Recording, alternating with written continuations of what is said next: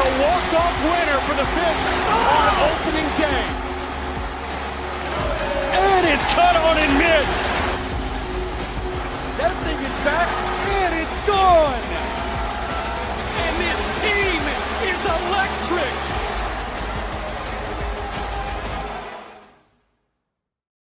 FanFest 2026 presented by ADT Steven Strom, Jack McMullen. This is the appetizer to what is going to be just an outstanding 2026. 2 weeks away from spring training, where the Marlins will face a team that they sent home in the New York Mets. Can't wait for that. We've got a cavalcade of guests today: Xavier Edwards, Janson, Clayton, McCullough, and our final one is none other, our number one pitching or catching prospect, Joe Mack. Jack McMullen, first FanFest for you, sir. You've been busy today. I've been a little bit busy today. I will say the highlight of my day so far happened about 24 seconds ago when you used the word cavalcade, which is great. And that is like the tone setter that we need for FanFest right now. Listen, this place is alive. It's just buzzing at the moment. And we look out on the field right behind us. We're hanging out in between sections 9 and 10. So if you want to come give us a fist bump while we talk on the radio, please do that. We have fist bumps available galore. But just looking at the field, it's packed. There's not much turf to see right now. You have activities absolutely everywhere. The cages are being used in left field. In right field, you've got some photo stations. You've got the main stage in center field as well. The concourse is buzzing. It feels like a marquee night or day for Marlins baseball, which is really cool because, like, we've missed that. I know. It's been 5 months, man. I know. It's been crazy. It's been crazy, and we both have kind of looked at each other over the last couple of weeks. And I said, are you ready? Yeah. Are you ready to get – are you ready to come down from Pittsburgh to Jupiter? Am I ready to go make that long trek about an hour and 15 minutes to Jupiter? And I think – So hour 15, I've got 17 hours staring me in the face next weekend. God bless you. I can't wait. And you'll be celebrating your 28th birthday on February 12th. So it's a good birthday gift, right? Coming down and not only getting your love of your life with baseball and also your fiance, but also second love. Yeah, second love. Third, family. But and family too. But you're also getting some Marlins baseball here in 2026. And I want to start here, Jack, because I cheated. I had Clayton McCullough on as a pre-recorded spot. I apologize. I really do apologize. I don't love doing it, but the manager, the man of the moment, he's a busy man, and this is the only time I got to get him. Something that I am going to praise you for, and I praise you for a lot of stuff, but something that I respect and appreciate about Steven so much is he's a chameleon, folks. Like, his ability to adapt and his ability to work on the fly and just figure out the best way to implement something is second to none. Thank you. In this market. Thank you. In radio, I think baseball on the radio. I'll take the market compliment in this market. But what I will say is, you know what? When you got to pre-record, you got to pre-record. You have to. And you're going to hear it a little bit later on. But we have some live guests coming as well, which I can't wait for. So last year, we had Clayton on the show, and I asked him what the overall feeling was going into 25, and he said optimism. What do you think? This is a really tough question for Jack to jump right into it. I'm ready. What do you think was the buzzword he used going into 2026? There's no wrong answers here because it is a really difficult question. Yeah, I mean, so you mentioned optimism. Like, am I guessing what he said? Yeah. The buzzword. So, determination. Urgency. Yeah, all right. I'll give you – I think if you look up urgency on Google right now and you go synonyms, I think you would find a path to determination. Yes, so I like that. The other word that I was thinking and I settled on determination was kind of like vigor, and I feel like vigor is probably a better comp for urgency because the way that we kind of took in the last month of the season, and it was an amazing last month of the season, right? Chip in the chair. Yep. There was always an opportunity for the Marlins, and they were not mathematically eliminated until the final week of the regular season. You know, so many people, I think, given the expectations set league-wide and set industry-wide for the Marlins going into 25, would look at 79 wins as a resounding success, a huge step forward. But, you know, we're really lucky to have our finger on the pulse of this. And for me, like, I just feel like everybody was a little ticked off, and everybody felt like that was the first thing Peter Bendick said in his press conference. Yeah. He's like, first of all, I just want to say we're really disappointed to be home. Which is so cool. It's so cool, and I understand why urgency follows from that, because you felt like last year was maybe an assessment year in sorts. You want to figure out who's part of the core moving forward, and you win 79 games. So now that you have answers, why can't you continue to push off of that? And what's pushing off the 79 wins? That's getting to the dance. And so I understand. And it's a roller coaster on how we got to 79 wins, because this is a team that started out 3-1. It was a wild weekend to face the Pittsburgh Pirates, but then they go through this lull at the end of the month. Jack, they were 16 games under 500. They worked their way back to 500. So the path to 79 wins was wild. This year, I think what you're looking for is to minimize those long losing streaks and periods of where guys aren't hitting. And I think it goes into the fun point about this is now you've got a set of individuals that have a year under their belt. Yes. Kyle Stowers at this level, Augustine Ramirez at this level, Liam Hicks at this level. You look at the pitching staff, and I think that's going to be, when we talk about spring storylines, Jack McMullen, the departures of Ryan Weathers and Edward Cabrera.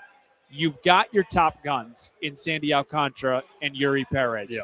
Now, 3, 4, and 5, rotationally, how do the Marlins piece this together, and what do you think it'll look like this spring? Before we get into that, I want to throw you a thought exercise. Go ahead. Just see what other teams come to mind for you, because I was talking – I didn't think we'd get a cross plug in here 6 minutes and 42 seconds in, but I was talking on the Just Baseball show the other day when Detroit signed Framber Valdez. Yep. And I was just thinking about that 1-2 punch of Detroit, of Tarek Skubal and Framber Valdez. And I'm like, okay, I think that might be the best 1-2 punch in Major League Baseball. I think Blake Snell and Yamamoto in L.A. is another 1-2 punch. Who knows about Wheeler's health, but I think Wheeler and Sanchez at the top like that, that is also a great 1-2 punch. And then I thought a little bit more, and I was like, Sandy and Yuri are not that far behind. No. Are there other teams that jump to mind? I guess, like, name your 2 Seattle starters, Wu and Castillo or Wu and Gilbert. But, like, Sandy and Yuri, they're a top blank duo in baseball. Yeah, and I would even go to Boston, too, with now Suarez and Crochet. But, yes, look, I totally am with you. I think one of the guys that Clayton McCullough had mentioned on breakout years on our interview was Yuri. He's come back 15 pounds heavier. And I think with Sandy, you look at the second half of his season, and how can you not start to think that way, that we maybe have one of the best 1-2 punches in all of baseball. Yes. Now, the question that you asked is the thing that follows. And Sandy and Yuri, assuming full health, can cover 40% of the Marlins games. Across 162, they both make 32 starts, sunshine and rainbows and ice cream and seashells and all that good stuff. To your other question, it just seems like a wide-open competition. And there are guys that are familiar names to people that get out to Lone Depot Park. There are guys that are familiar names to the prospect lovers that could be tuned in. But I also think that there are some maybe unfamiliar names to both. And those names are interesting to me. Like, I'm thinking about an Adam Mazur, who only made a handful of starts in the big leagues for the Fish last year. Orion Gusto, who was part of the Jesus Sanchez trade. And then I look at, what they have cooking with Max Meyer, Janson Junk, who was a revelation last year. That guy was bouncing around on minor league deals. He signed a minor league deal last year, and he turned into one of the more reliable arms that the Marlins had this past year. And then I look at the prospects, too. Braxton Garrett. Brax is the big wild card for me, Jack McCullough. He's a huge one. I was looking at this a little bit earlier today, mid-June at 24 against the Cardinals. By the way, really good start. 6 innings, a 1-run ball, but that was the last time he threw. So we're nearing 2 years without a regular season start from Braxton Garrett. So he's a big one. But the, anvil that I can drop on you right now is Robbie Snelling and Thomas White. When do they factor in? Do they factor in 26? How early do they factor in 26? There are so many irons in the fire here, and it's going to be a fun spring. Now, positionally, Jack, and we're going to get our first guest, one of our cavalcade of guests, and that is Xavier Edwards. He will join us at 5:45. Yes. Positionally, this is going to look different for a couple reasons, and we'll start with the big one, and that's the WBC. WBC, what a way to get into this. Let's go. Baseball's biggest global event is coming to South Florida, ladies and gentlemen.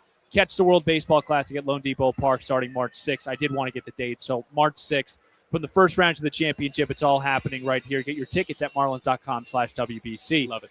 The WBC aspect is interesting because the pitching aspect, we only have Sandy pitching for the Dominican Republic. I don't think there's much to figure out with Sandy in spring training. I think we're good on that end. The positional side, Owen Casey, Liam Hicks, Augustine Ramirez, Otto Lopez, Jacob Marcy. Jacob Marcy, you're Italian? I didn't know that. But we're going to see guys like Joe Mack. Yes. Who else we're going to talk to? Yes. Get a lot of run. We're going to see other guys like Max Acosta get a lot of run. Mm-hmm. Positionally, is this a spring where maybe compared to others, you can get in the back of the manager's brain a little bit easier the more you play? And who are some of the positional guys you're excited for in spring? Yeah, number one, yes. This is absolutely an opportunity for so many guys. And it's not, necessarily a Bledsoe situation or a Wally Pipp situation to make it baseball related. But I really don't think it's that, because if you're representing your country, number one, it's an opportunity that I think you have to grab and you have to go do. And credit the Marlins for supporting that too, by the way. Of course. Like, they could have shut down an Owen Casey type thing representing Canada. But number one, Owen Casey broke out in a big way in 2023 for Team Canada. But they just acquired it via trade. So they could have said, you know what, we want you to go through a whole spring. It's really important to represent your country. It's really important to play. And I think baseball's greatest spectacle, which is the World Baseball Classic. So that's really cool. But it's way easier because the entire coaching staff, they're not going to be in Puerto Rico and in Tokyo and in Houston and down here at Lone Depot Park. They're going to be in Jupiter, and they're going to be watching the guys. Not our strength coach. Not our strength coach. He will be in Puerto Rico working with Team Puerto Rico. Really cool for Daniel Vega. But, you look at the opportunity for a lot of these guys to play in front of the big league coaching staff, in front of the decision makers every single day at Roger Dean Chevrolet Stadium, this spring. And to your question about exact guys, like, I look at the middle infield, and Maximo Acosta is a great shout there. I look at the outfield with Owen Casey gone. I'm thinking about some non-roster invites, and I know we'll get into that a little bit, but like a Dylan Lewis and a Brendan Jones, who are required in the Ryan Weathers deal. I'm thinking about Griffin Conine at first base. It's not like it's going to be much of a timeshare with Liam Hicks playing for Team Canada over at first base for the lefty reps. And then, of course, Joe Mack. I also look at Orion Ignafo, who is going to be there. Yeah. Chances are he's going to be in AAA for, the majority of the season, and he's going to get some catching reps as well. So really excited to see what some of those guys can do in spring with all eyes on them. That's Jack McMullen. I'm Steven Strom. We're broadcasting live here from Lone Depot Park. FanFest 2026 presented by ADT. Who did you get a chance to talk to today on the field? I talked to, on that main stage, I was with Max Meyer, Jacob Marcy, Braxton Garrett, and Pete Fairbanks. What a cast of characters. Good cast of characters. Fairbanks we had on the Hot Stove Show a little bit earlier on this winter. Same with Marcy. Marcy's voice was a little bit better for us this go-around than his Hot Stove appearance. But Fairbanks brought the juice as usual, which is good. That guy is a clown. Eccentric. He's really going to be fun. Yeah, the fan base is going to love Pete Fairbanks. And then Max Meyer, I asked him what his optimal night out is in Miami.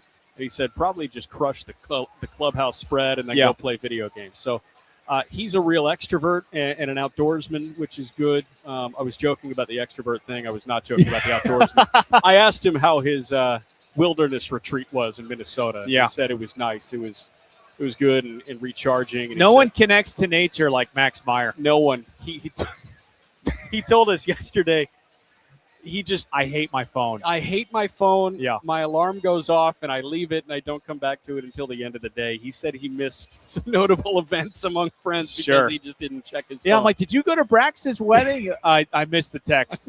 All right, man. So speaking of the fan base, I do want to hit on this. I've had multiple fans come up to me, and Jack, this is only my third Fan Fest. We've talked about the optimism from last year. Yes. It's real here. Of course. You feel it. I mean, how many people have come up to us and been like, I'm really excited about this year. Like, what are your thoughts? I'm really excited about what is to come here in 2026. And I think that's just, it's a testament to what we've seen from Peter Bendix over the last couple of years. Very difficult in the beginning when he got here and he's making these trades and everyone's like, oh my God, here we go again. Right. Now, and this is just, look, man, you can talk all you want.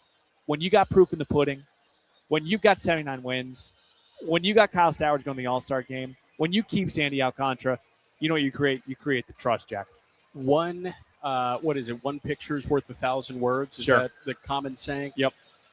For me, we're talking heads, right? We're gas bags. You know, we're going to talk and talk and talk, and that's what we do.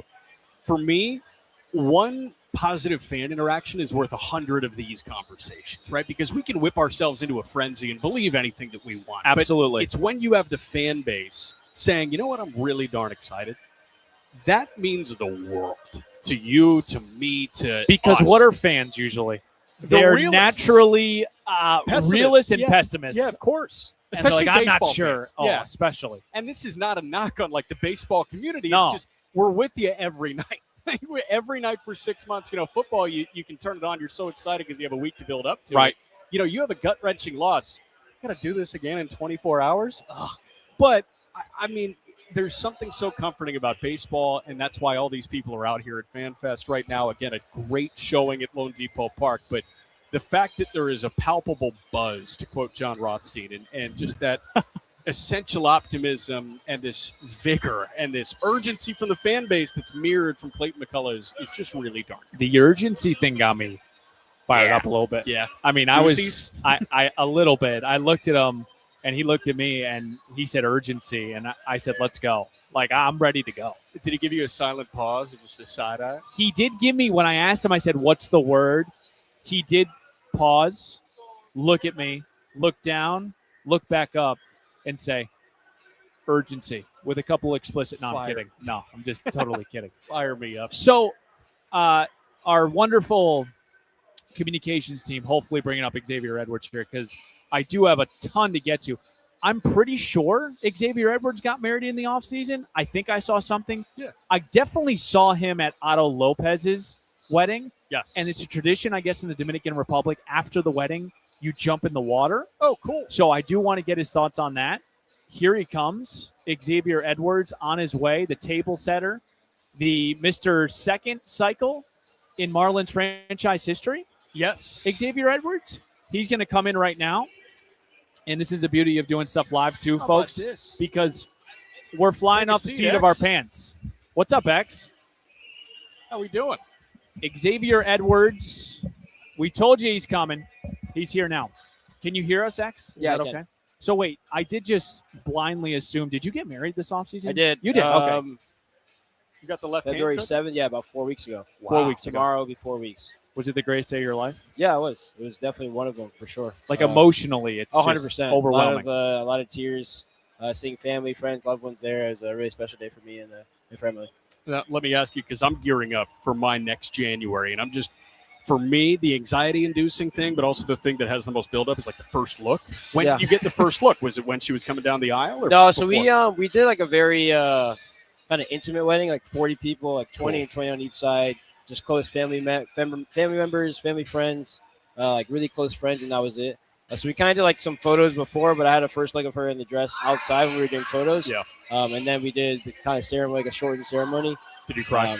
I did. First look. Yeah. I did then, and I did during the ceremony as well. So yeah, I mean, who officiated the wedding? We call him my uncle, but he's like a really close family friend. We've known him for about 35 years now. They moved from New York with us to Florida, like their family. So we've known my entire life and most of my sister's life. So yeah, really close family friend. Did you do the vows out loud? No, we did private vows. We just kind of thought that would be more intimate that way. It's just something for the two of us that we didn't think everyone needed to hear, and we didn't want to kind of make it that kind of wedding. No, I know it's just, tough to get through those sometimes. So that's what we did. Hey man, ring up. There you go. You guys gonna knuckle We're bump? gonna knuckle bump. Oh, yeah. Thought we were showing rings. No, that's it. Yeah. We could have That done too? I'm excited to do that with you guys Yeah, next year. That's next gonna be year. great. Go ahead, Jack. Hey, after your wedding, I assume that you went nocturnal to watch the Australian Open, right? I was watching a ton of tennis. Early rounds were easier because the time change. Last few rounds were tougher. I was tuning in when I could. Caught a lot of women's tennis this year. Oh, yeah. Because they're usually the first ones on court. So caught a lot of women's tennis. Emily's been getting more and more into tennis over the years. Cool. And my family, we're fully invested. So Yeah, it was a good tournament. A little bit sad that my guy Sinner didn't win the tournament. He got knocked out by the Joker in the semis, but great tournament nonetheless. Who are your favorite players going right now, men's and women's? Men's is Sinner. I'm a Sinner fan kind of through and through. Cool. I like Medvedev as well. I just like kind of unorthodox game, or unorthodox personality. I like the way he plays. On the women's side, I picked Rybakina to win the tournament. She ended up winning Good it. for you, yeah. So women's side, I'm kind of more all over the place. I don't really have one particular. I like the way Sabalenka plays because she plays more aggressive, a little bit more on the front foot, I guess you could say. So I like watching her play, and Coco is the local talent, number 3 in the world. So rooting on Coco whenever she's playing as well. Nice, and I assume you also love Anisimova and Pagula, right? Yeah, 'Cause you got to see them play in Miami. Them. How was that, man? Yeah, it was great. Being here, me and all the players. I watch so much tennis, so I've seen millions of their matches, and to get to see them, meet them in person, and kind of see what they're like a bit. It was nice. All right, the X-Man is with us now. Let's get into some baseball stuff. I talked to your manager, Clayton McCullough, and last year he told me that the word going into the season was optimism. This year it's urgency. Yeah. What do you think? Yeah, I would agree. I think it's just kind of catching what we had and running with it and growing from. There was lessons that we learned throughout the course of last year, and while it was a solid year for us, I think we all know that we have more in the tank, and we have more to show and to give. And I think we're excited for the opportunity and that challenge. There's going to be higher expectations for us as a team this year, and I think we're ready for that challenge and to take it in stride.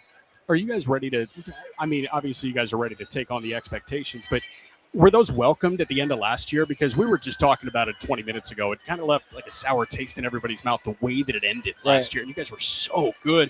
You weren't mathematically eliminated until the final week of the season, and everybody was like down. When it happened, it was, man, there was some more meat on the bone there. I guess, how are you guys bouncing back as a collective unit going into spring training? I think it just starts from day one. Honestly, like a lot of the messaging last year was just like that teams weren't going to respect us, and I feel like they didn't at the first half of the year, and towards the back half of the year, the messaging changed. Like we showed people that we could play, and even though we're the youngest team in the league, that we're hanging with everybody. So once we showed that, the messaging changed. Like, okay, like now you belong here. This group belongs here. That we can play and we can see it at this level. So I think that was a big part of last year, and I think that's what we're going to carry into this year. Like we belong. We know we belong here.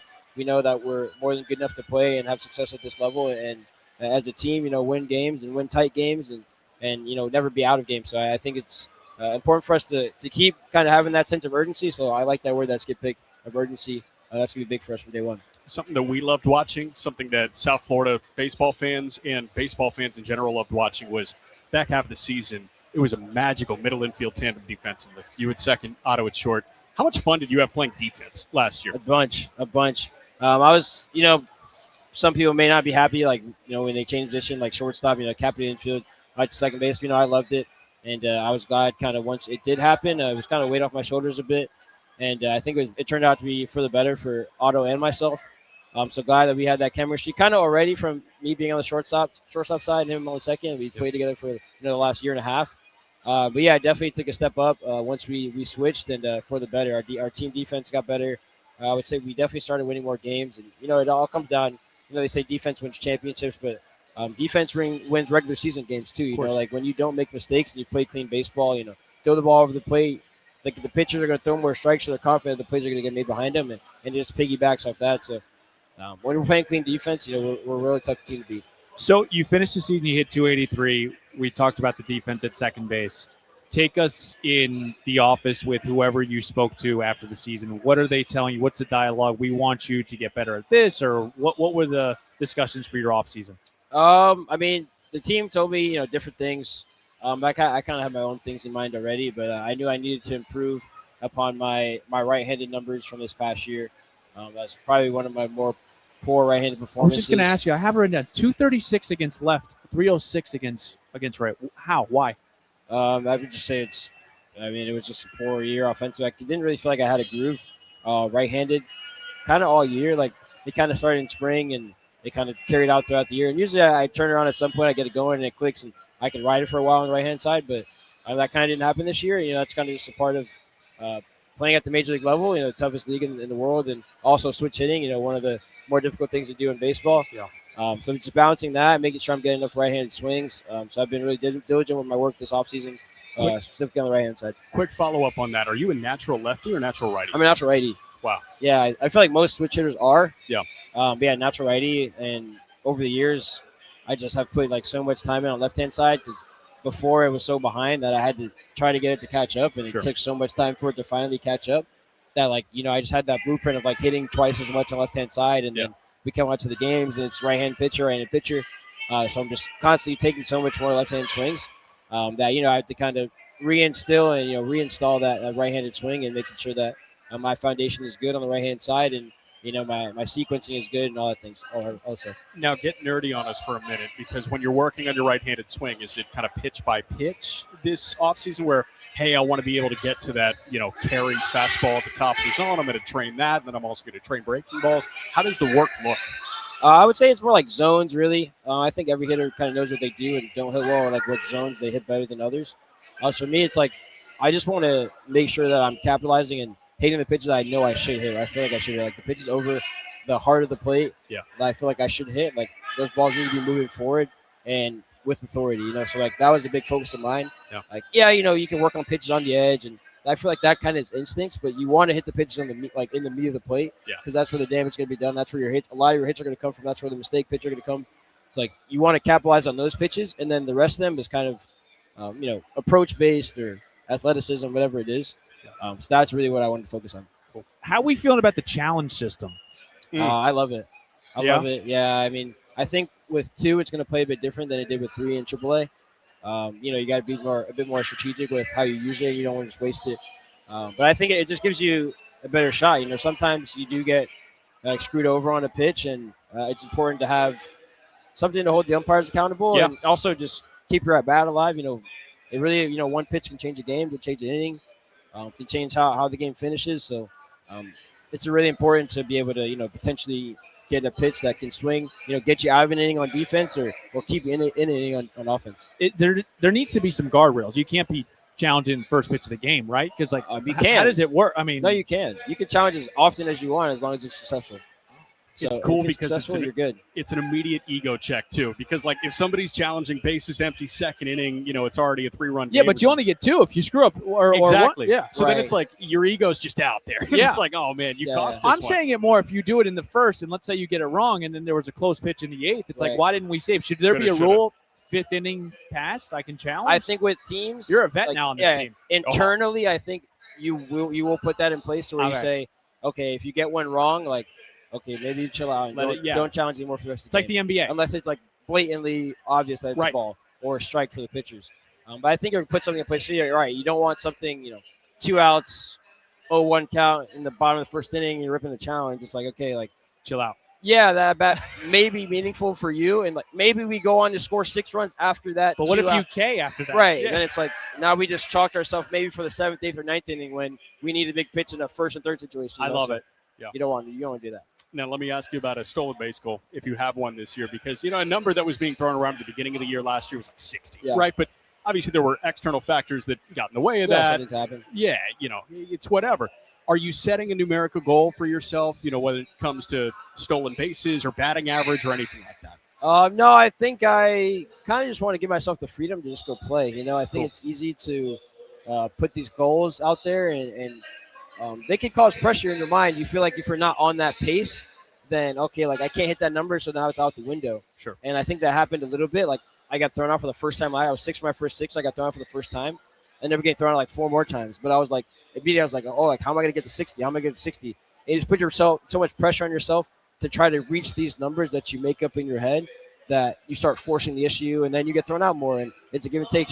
So I think when I just play free, I think that's when my better baseball comes out on all fronts, on defense, on offense, hitting, base running. I think it comes out better that way. So I'm just trying to go play. I want to put my best effort every single day, do my homework and be prepared going into the game so that I can let my instincts and the information I have going into the game just play. And at the end of the year, I think myself and everybody else will be happy with what they see. Cool.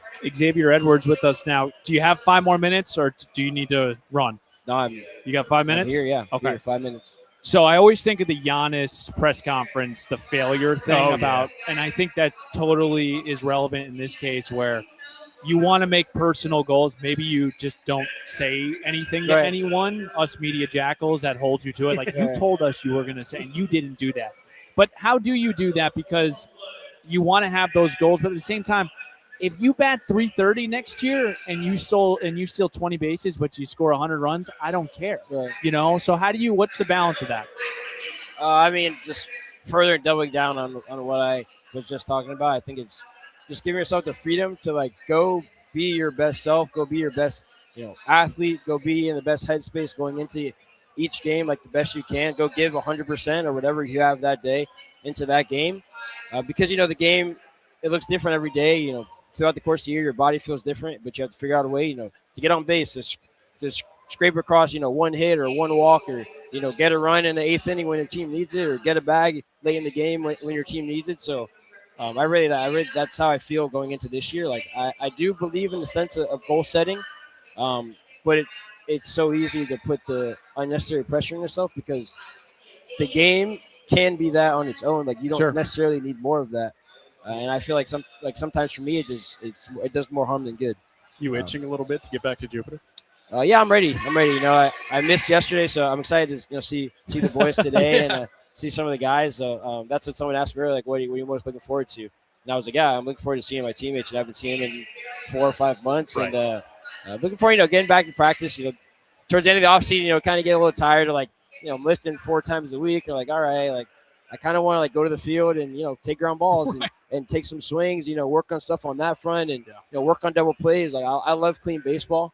So being around that, balls flying around the infield, double play turns, it's all smooth and crisp. Like that's what I really like. I like being a part of high level baseball.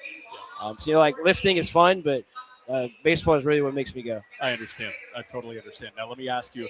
I was talking to a bunch of card guys up there, and they're kind of people that do like the pregame cards and euchre and whatever. Mario Kart's coming back. Yeah, right? It should be. I know we lost Cal, but it should be. I think enough of us should have the new Switch by now. Okay. That we should have a good little group. Now, are you? If we were to put together like a preseason power rankings of Mario Kart players, obviously you'd put yourself one. Where do you feel like the consensus would place you? You see, that's kind of tough because we've got a lot of moving parts, so I kind of got to get a lay of the land a little bit. Yeah. I got to see what some guys got. I think, I think who still plays and who's around. I mean, Conine plays. Conine's really good. But he's really good at the old Mario Kart, like Mario Kart 8 Deluxe. He's really good now because he has the old Switch. But it's like the Malcolm in the Middle meme. It's like the future's now. Right. He's got to ante up and get the new Switch and get the Mario Kart World. So I know he's a really, really good old Mario Kart player, so we'll see what his skills are like. But I'd probably rank him up there near the top. Yeah. Stow likes to play. Cool. He's kind of there more for the vibes than anything. Me and him usually sit next to each other on the planes, and we're playing most of the flight. So he was progressing, and he was trending in the right direction towards the end of last year. So he's sliding up the rankings for sure. Just there for the friendship. A little more work to do, but he was putting his time in on the plane, and I can appreciate it. Good. We'll see. So, X, I did have a question about some of your new coaches. I know Derek Showman, obviously, to Chicago. Yeah. Pedro Guerrero still here. Have you had some dialogue with some of your new coaches? Yeah, absolutely, a bunch. I feel like I've been on a FaceTime call for the last month or so with either Petey or Corbin or Chris, talking about blast motion or swing stuff, attack angles, all kind of blast motion. Yeah. What is that? It's the hit metric thing on the bottom of the bat. You put it on and it tells you swing metrics or swing play and attack angles, all the kind of nerdy stuff of hitting. What's your blast motion? I've done some swing of it. There's a lot of numbers there. Okay. So I can't really give you any. There's not like I'm a 90. What's your blast score? There's all kinds of. I mean, honestly, more numbers than you would think would be related to swinging a baseball bat. But there's a science to it. So I kind of dove into that a little bit this offseason with those guys, and they suggested it. So I followed and I took some swings with it, and analyzing, working on things just to try to improve upon the last season. So I've been in constant contact with those guys. Good guys. Yeah, it's good. They're a good group. Hate to see Showman go. Happy for him though. A Chicago guy back home, so happy for him with the opportunity. I would definitely hate to see him go. Good. I think I'm good. All right, we'll let you go, X. Thank you so much for the time, man. We'll see you in what? A week? A week, probably, right? Yeah, a week. Yeah. A week? 2 weeks until the opener against the Mets. The 16th is full squad. First spring training day. Yeah. First spring training game. day. 2 weeks. Yeah. Yeah, Okay. very good. Cool.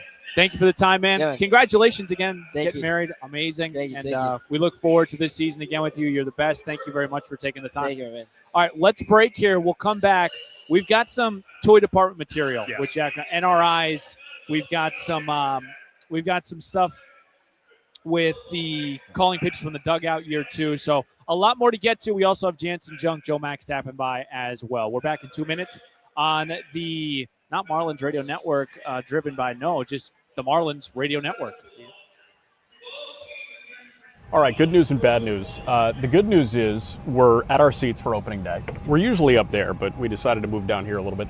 The bad news, we're a bit early. But the good news off the bad news is we have room to roam right now. We don't have to sit right next to each other, but I have a feeling these seats might be taken on Friday, March 27th, no? At 7:10. It's the Marlins, it's the Rockies. Go get your tickets now. I know Jack and I are a little bit early. We have not left since the final regular season Mets game. That's how excited we are for 2026. It's going to be an awesome year. Marlins.com/tickets. Again, Friday, March 27th, 7:10. Hopefully the roof is open. We're going to get some fireworks. So excited, Jack McCullough. I cannot wait, Steven Strom, and we're going to get going. What? It's going to be a 90-minute or 100-minute Marlins on deck? I might start at 9 a.m. Yeah, go ahead, man. It's going to be like a radiothon for opening day. I really hope we're going to light up that Home Run Harbor on opening day. And, man, you got to get out here. Lone Depot Park, Friday, March 27th. Again, place to be. Well, folks, Marlins baseball is back on Friday, March 27th. Catch the Fightin' Fish taking on the Colorado Rockies at 7:10 p.m. The first 25,000 fans take on the first ever Marlins opening day bobblehead featuring Kyle Stowers. Let's go. Then stick around for an epic post-game fireworks show. Get your tickets at marlins.com/opening day, Steven. You miss doing those? Of course. Yeah. It's fun because, you read as passionately as you've ever read before. Nobody reads as passionately as that. Do you ever get people ask you to do your broadcast voice? Yes. Yeah, that happens to me. Do you have a broadcast voice? No, what I feel like tell them, and I feel like such a Ebenezer Scrooge when I say this, I don't really have one.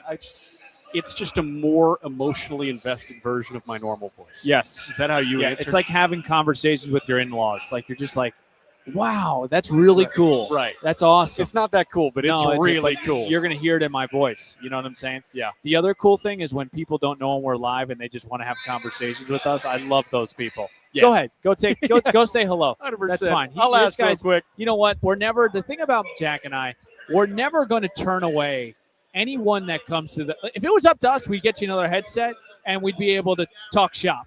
You want to ask some questions. You got some takes on the team. This is sports radio, folks. This is my thing. This is my jam. I used to call in all the time. The fans are the most important thing. So anytime anyone wants to come over here and stop our show, it's okay. Of course. I just told them, I said, if it was up to me, we'd have a third headset just for fans. Ooh. Yeah. I better be careful what I wish for. Then you run a risk of the wrong fan. But he made a great point. What did he say? He said, diehard Marlins fan. Okay.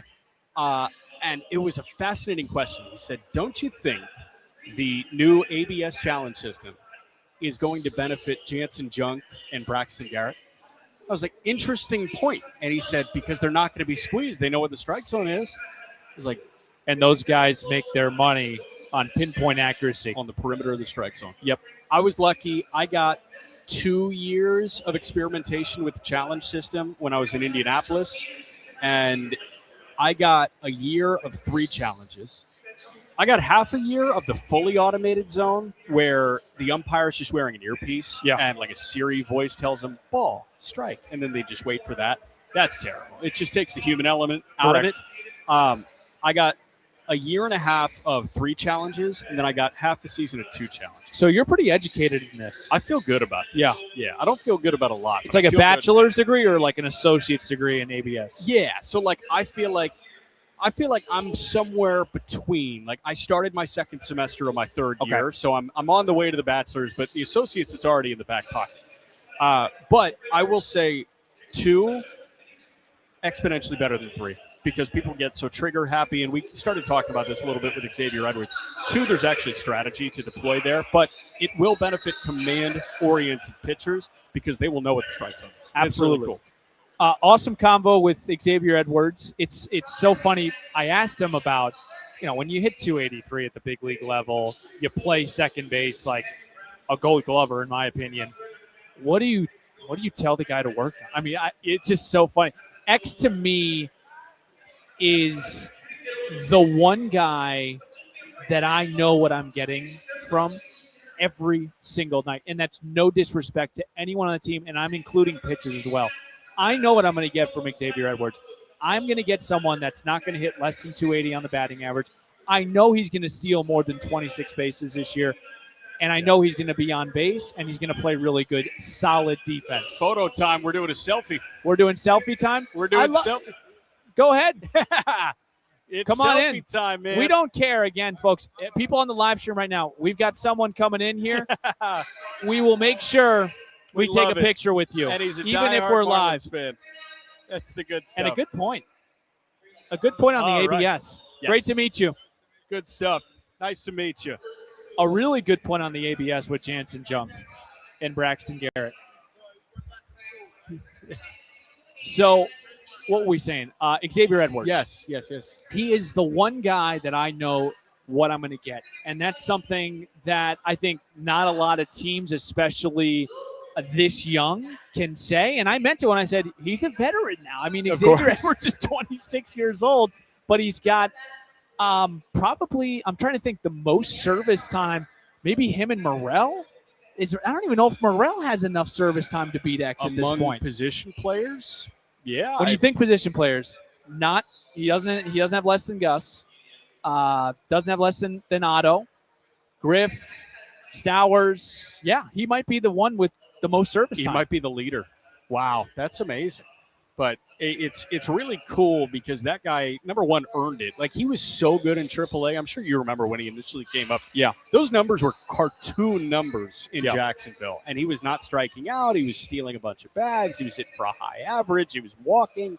He was as flawless a contact-oriented hitter as there was in the minor leagues. And, I think this past year was honestly a good time to have him take his lumps offensively, where he didn't hit 320 like he did in 2024. He wasn't.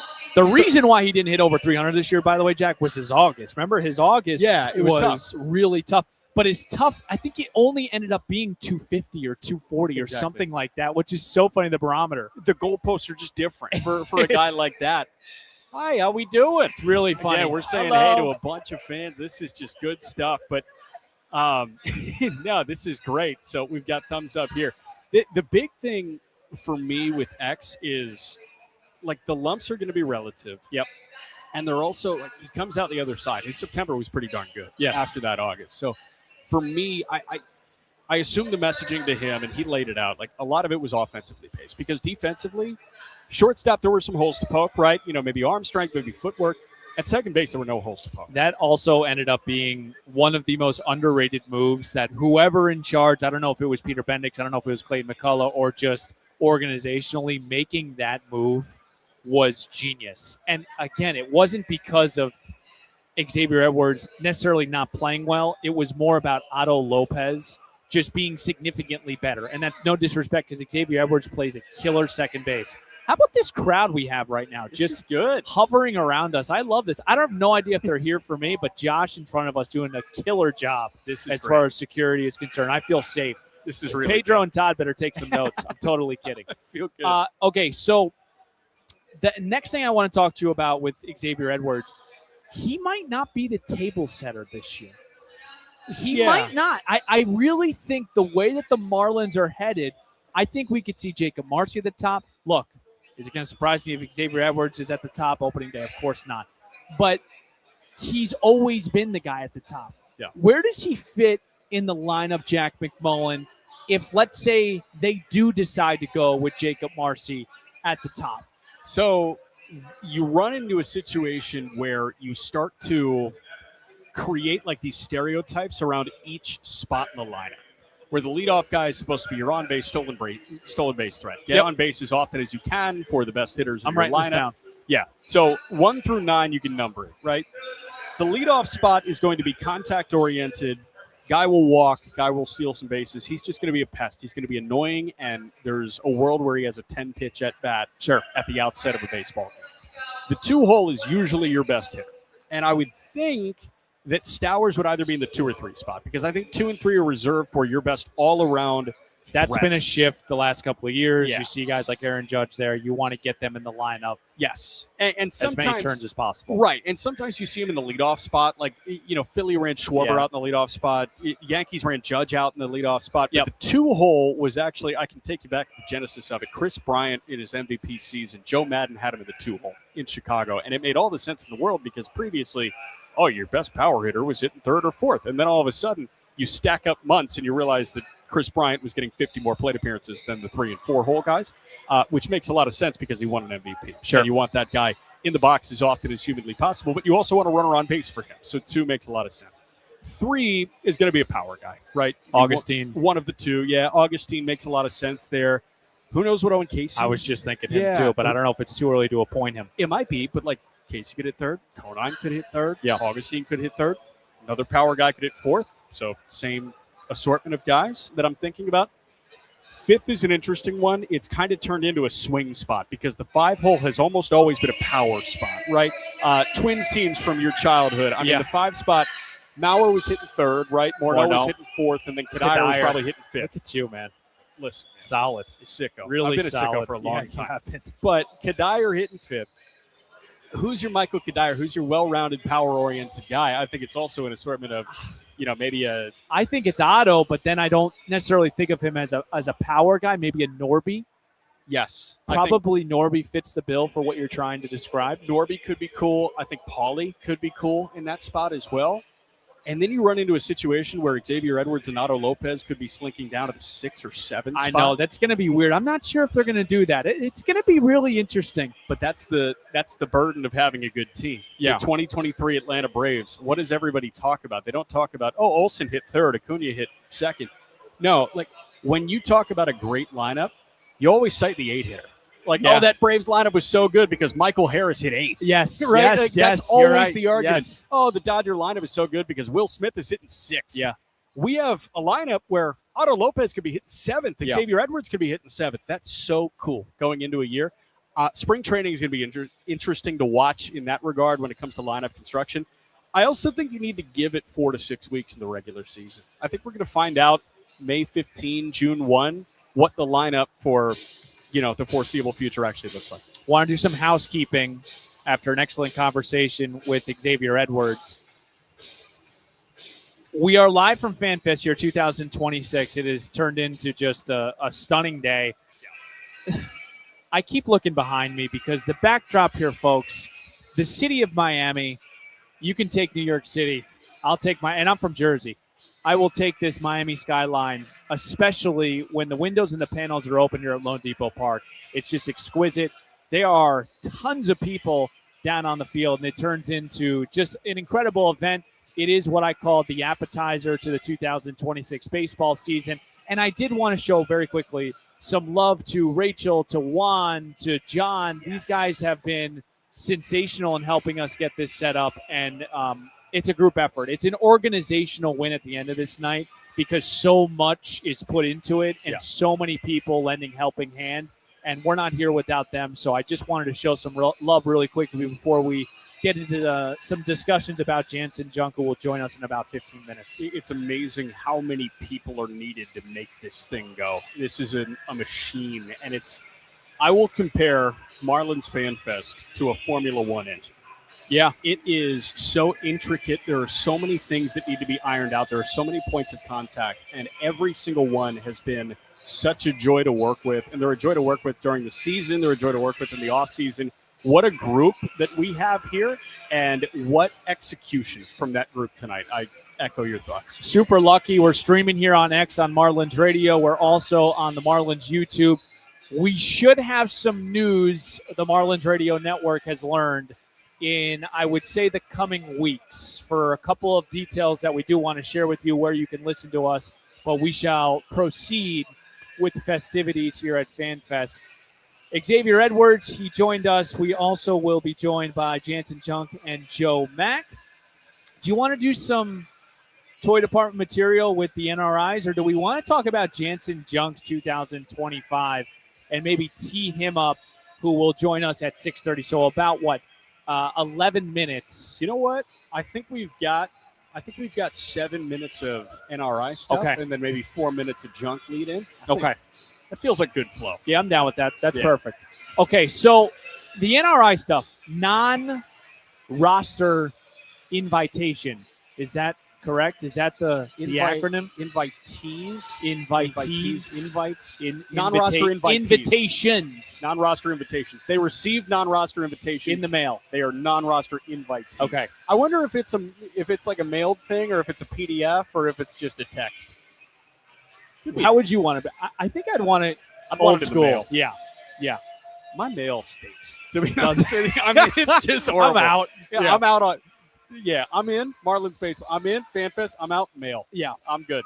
So the NRI stuff is really interesting, especially when you have a really good farm system like us, the Miami Marlins.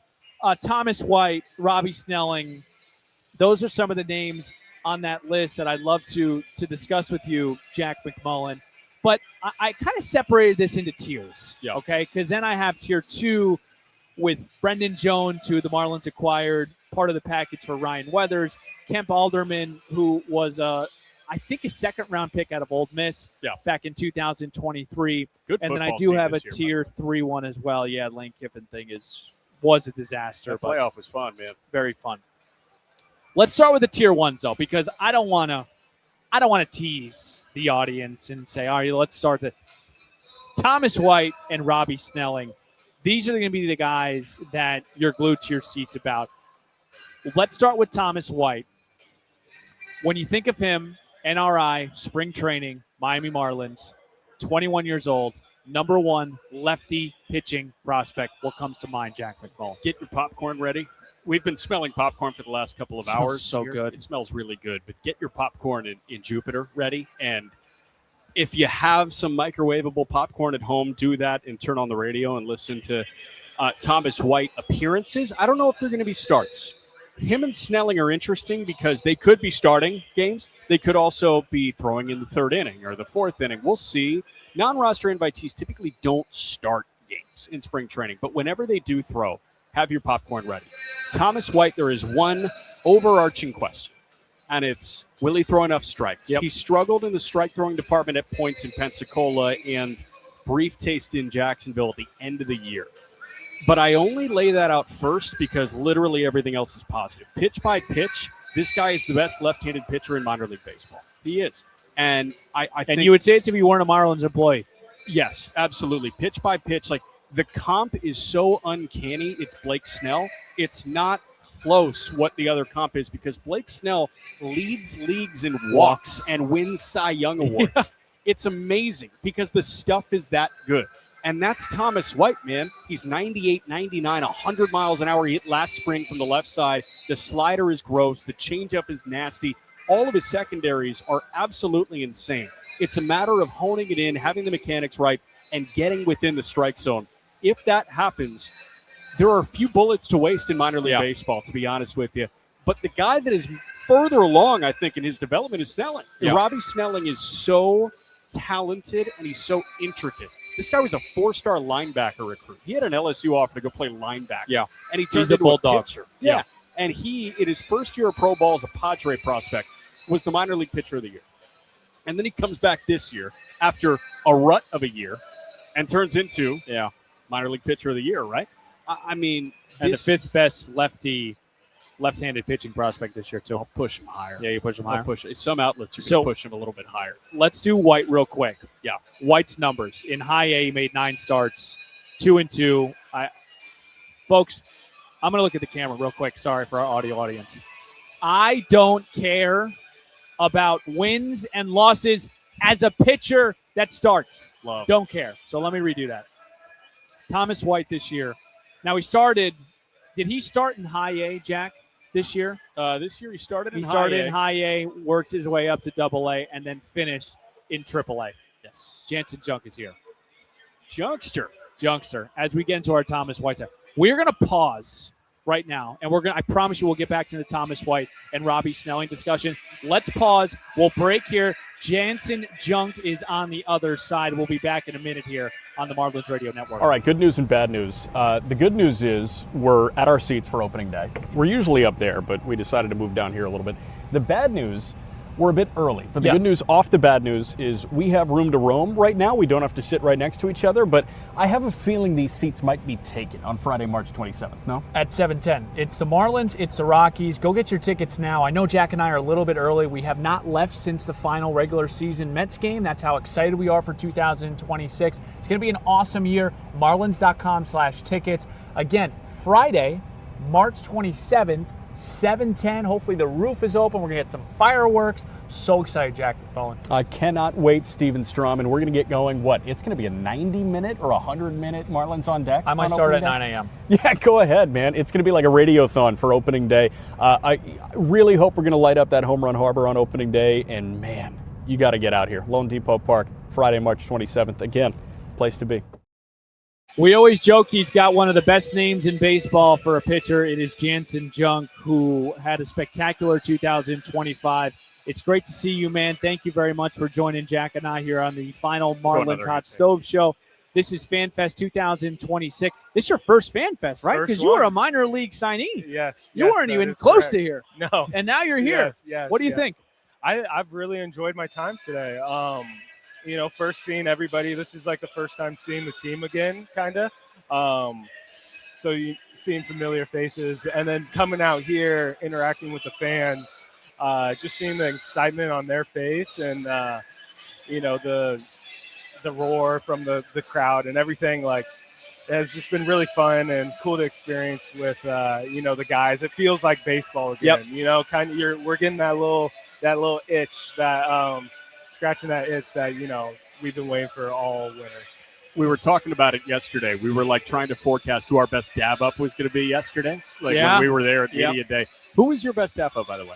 Yesterday? Yeah. Norby? Yeah. I Marcy, it was the cleanest. Like, it was just so firm. Did you get a good dab with Junk? With Junk, it was a firm handshake. No, we didn't see him yesterday. But who was your best teammate dab up yesterday? I think probably seeing Phillips again. Philly. Yeah, just like, having an off season, not being around him, and then being back in his presence again. It was just like, it was fun to see him, and it was the same old Phillips, just like we left. So that was a fun one. Now, you didn't experiment with the facial hair at all. You said, mustache, I'm going to keep it. Yeah, no, I was going to shave it during the off season, but then it's just so hard. I kind of trimmed it down a little bit the other day. It's your identity. Yeah, exactly. Yeah. Well, I've been seeing like we wore your mustaches during your starts. I know. Last year. I love that. Saw that. Yeah.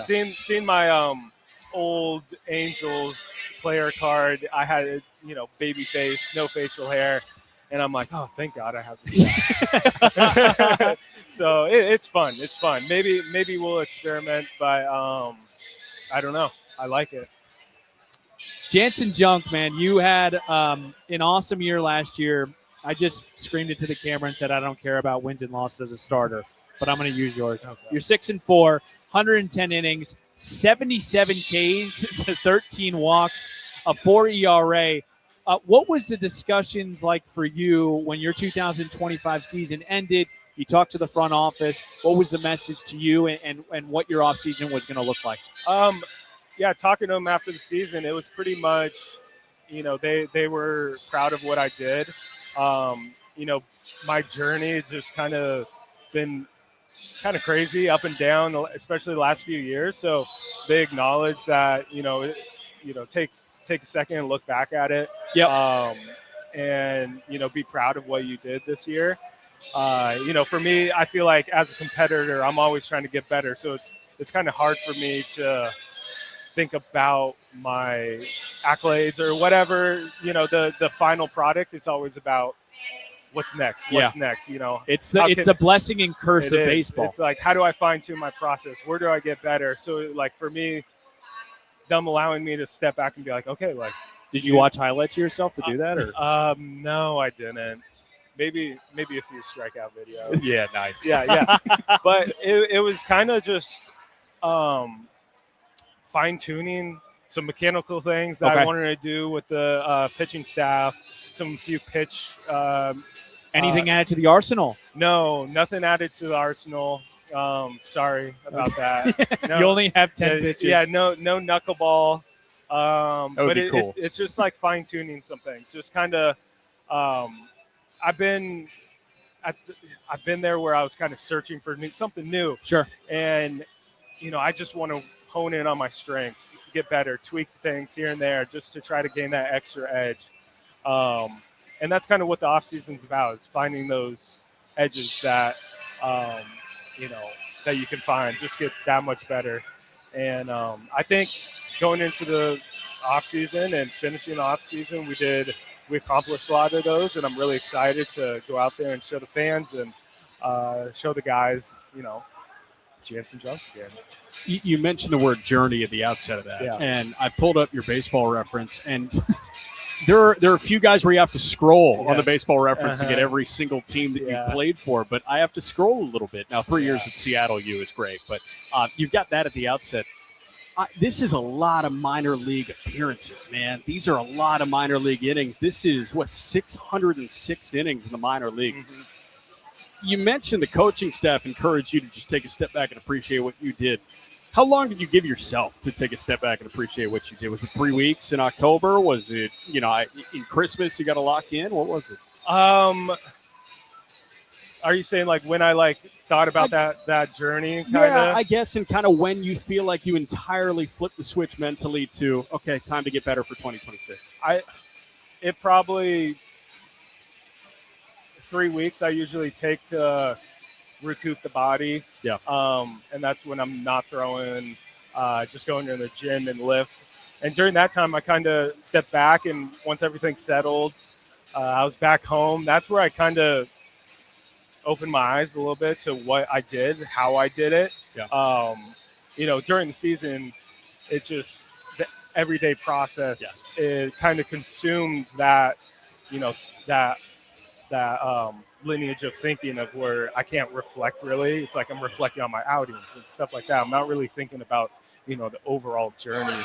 So it took probably 3 weeks during that downtime of just thinking about what I did, what I accomplished, having family members come up to me and just congratulate me and stuff like that. So I took about 3 weeks to soak it in. And then after that 3 weeks, it was about 2026 and how I can get better, and threw that behind me. And now we're on to the present. It's a new year. Whatever happened last year, it's not guaranteed that's going to happen again. So I got to go out there, compete, prove myself, like I did when I first came up.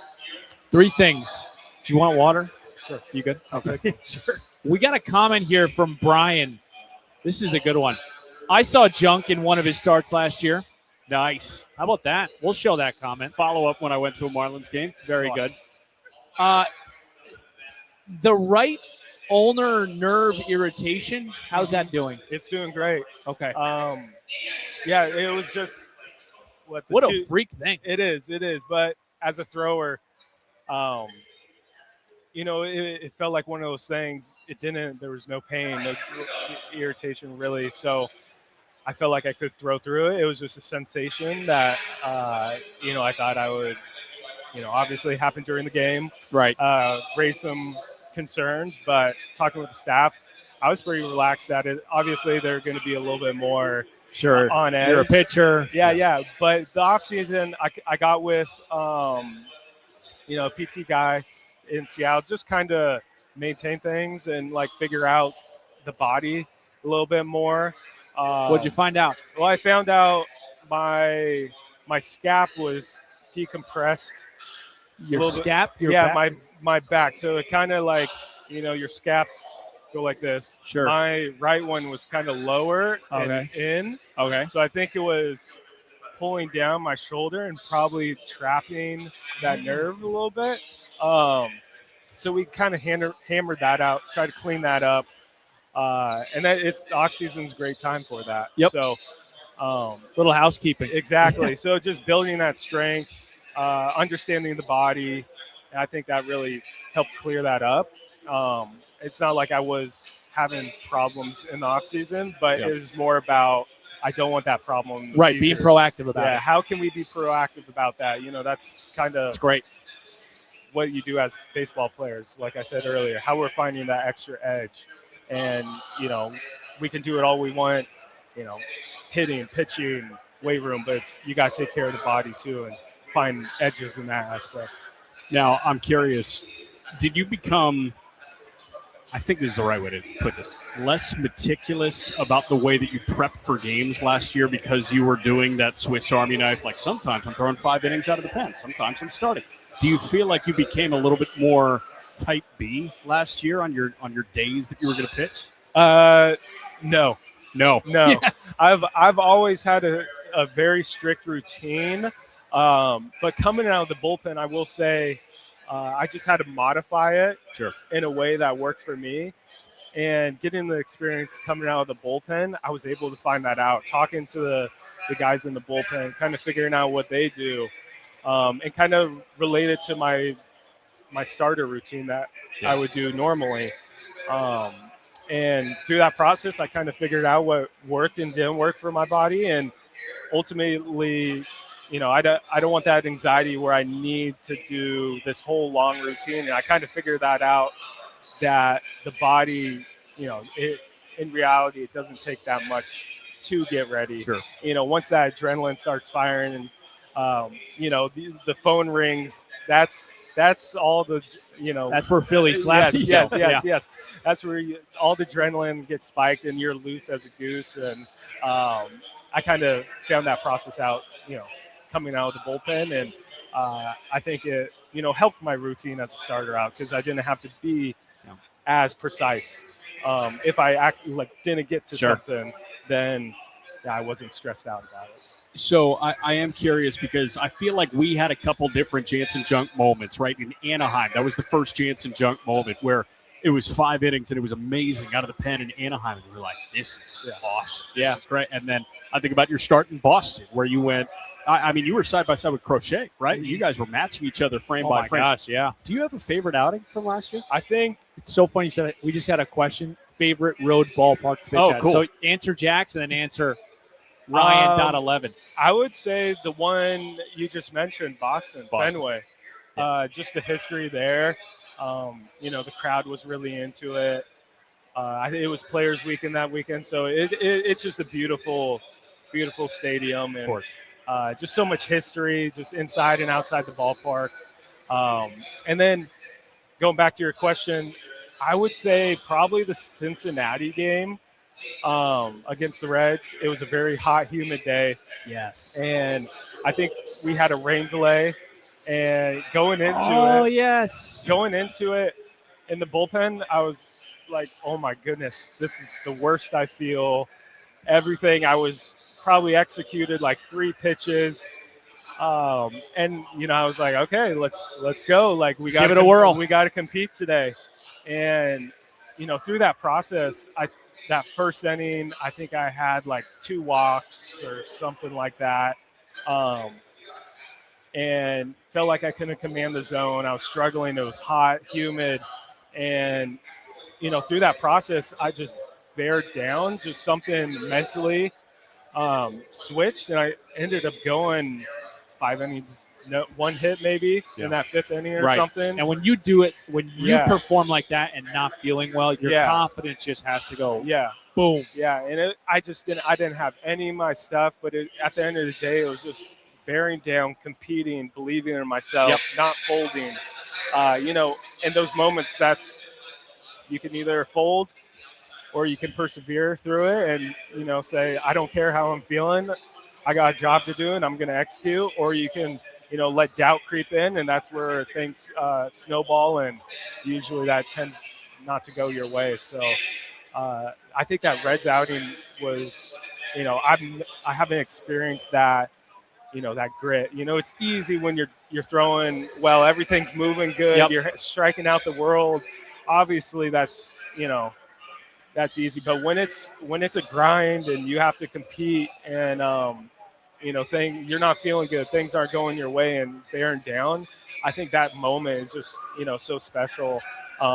Just being able to do that for the guys behind me, for the staff, and, being able to come out that with like one hit or whatever, really show that, even when I'm not on my A game, it's like, could still we be can effective. we can still compete. If we reach that mindset, then we can really hone in and compete at any level. Can we break some news here? You are going to start this year. Did they tell you that? Did they tell you you're going to be in the bullpen? Oh no, I haven't had any conversation like that. I wish. All right. My next question then: Edward Cabrera, Ryan Weathers, obviously, they depart. You looking forward to that opportunity to try to take a starting rotation spot? I'll leave it at that. Yeah. Obviously, I love going out there every fifth day and competing. I love being a starter. I really feel like I flourish in that role. But at the same time, I've done both. I've flourished as a reliever, as we saw last year, and I'm just doing whatever helps the team. But obviously, personally, I love starting. I love going out there every fifth day, and I hope I can do that this year. Do you have like conversations with family and friends about the Marlins in 2025? Because there were people that came up to us during the offseason. They're like, they were so fun, man. It was great. I was back in the Midwest, and people were like, they were fun to watch. And I'm sure when you went back to the Northeast, when you go back to Seattle, did people come up to you and was like, you guys were awesome last year? Yeah, that's funny. I did. I went back to Seattle University for their, Scooble? No, he wasn't there. I think he big time. He had a hearing or something that. I was trying to make a joke. Yeah. He wasn't there, but we had like our first pitch dinner, and just seeing family, community come up to me and congratulate me on not just my success but the team. It was. I feel like we opened a lot of eyes this past year, just like the potential that this team can bring, and I think a lot of these guys have that same hunger, that same mindset that, we want to raise the bar. Let's get better. Yep. How do we do that? And I think we're in a really good spot heading into spring, to feed off that success from last year. People are asking about the calling pitches from the dugout. Yes. Year 2. What do we think? Year 2, I think it's going to be fine. I don't mind that element. choice. Yeah. It kind of streamlines the way we go about game planning and stuff like that. And the most efficient way possible to do that, I feel like, is calling pitches from the dugout. And I think that's about just gaining that extra edge on a team. And I think it's going to work out really well. Another year of pitch designs. You're like Mr. Pitch Design. I mean, we talked to you. Does he not time. fit the organization? It's perfectly. It's perfect. Like drive line, the pitch design, the calling good. pitches. Yeah. You're perfect for this organization, man. Yeah, I appreciate it. Yeah. It was a buzzword, and there were articles written about it at the beginning of the year, and people like around the country tried to spin it in this negative way.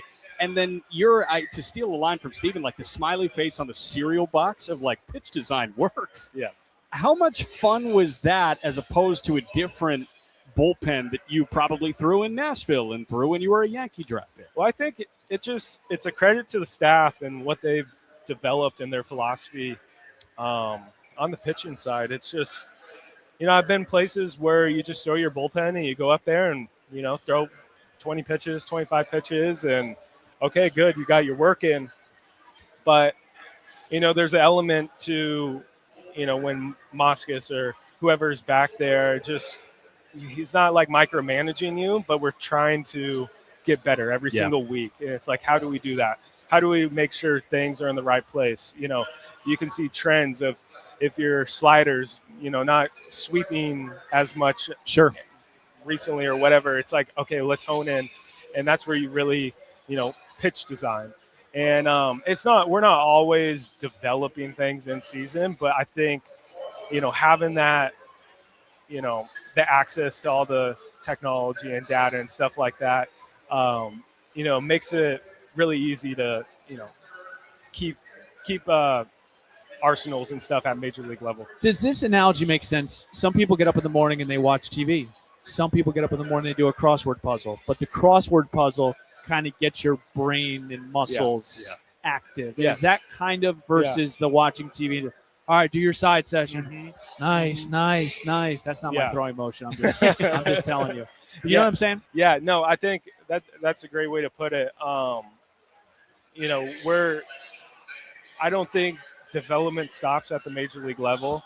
I think everybody, there's a next gear, next thing to accomplish. And, the more we think outside the box in those aspects, the more we'll be able to push the envelope and, develop everybody in the organization. I'm kind of sounding like coach speak now. Yeah, but when you said development, it's what we've heard a billion times. Yeah. I have bingo now, actually. Yeah, but I think doing the pitch designs, doing the live at bats. I think that was new for me last year, doing the live at bats in season as bullpens. Sure. And I think, like you said, you can fall into being, just going through the motions.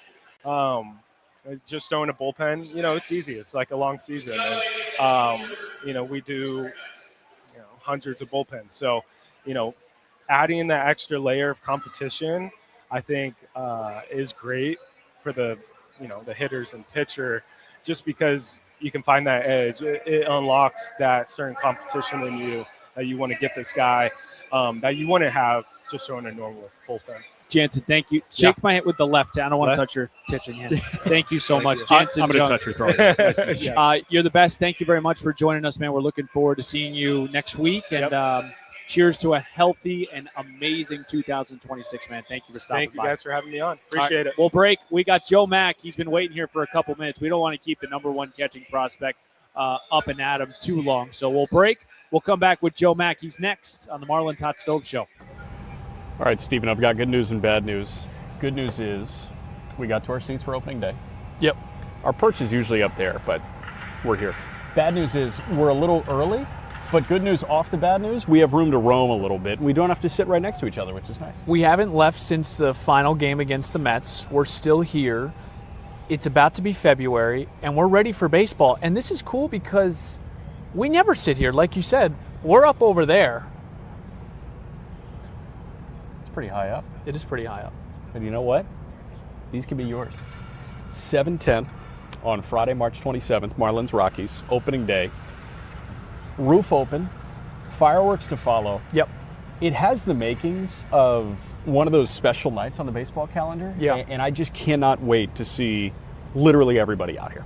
I just saw Augustine Ramirez hit a home run. Like, manifestation? Is it something I'm seeing deja vu? I'm not sure, but I'm seeing things. I'm looking down right field, the Kyle Stowers walk-off on opening day. Make sure to get your tickets again, 7:10. We don't know who's going to be opening starter, but we can assume could be a certain someone, but nothing official yet. 7:10. And we're going to light up that home run harbor, baby. Yeah. It's going to be fun. Talk to you guys then.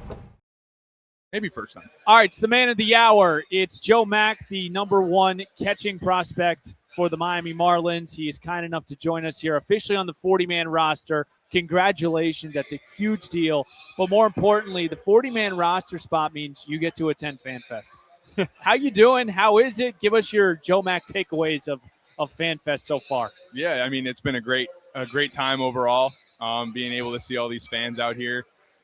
Just seeing everybody, meeting a lot of people, signing things for people, talking with them, having good conversations. And, it's really cool to see everybody coming out here because, all this is possible about the fans. And it's really nice to kind of interact with them and see what they're talking about and just, interact as normal people. It's cool to see that we're able to do that. And it kind of gets caught up in like, oh, he's a baseball player, this person, this and this. But, at the end of the day, we're all humans. Yep. And it's nice to just relate to people. 100%. You mentioned that you were here after you were drafted. I assume summertime draft, roof closed. Thoughts on roof open, Lone Depot Park?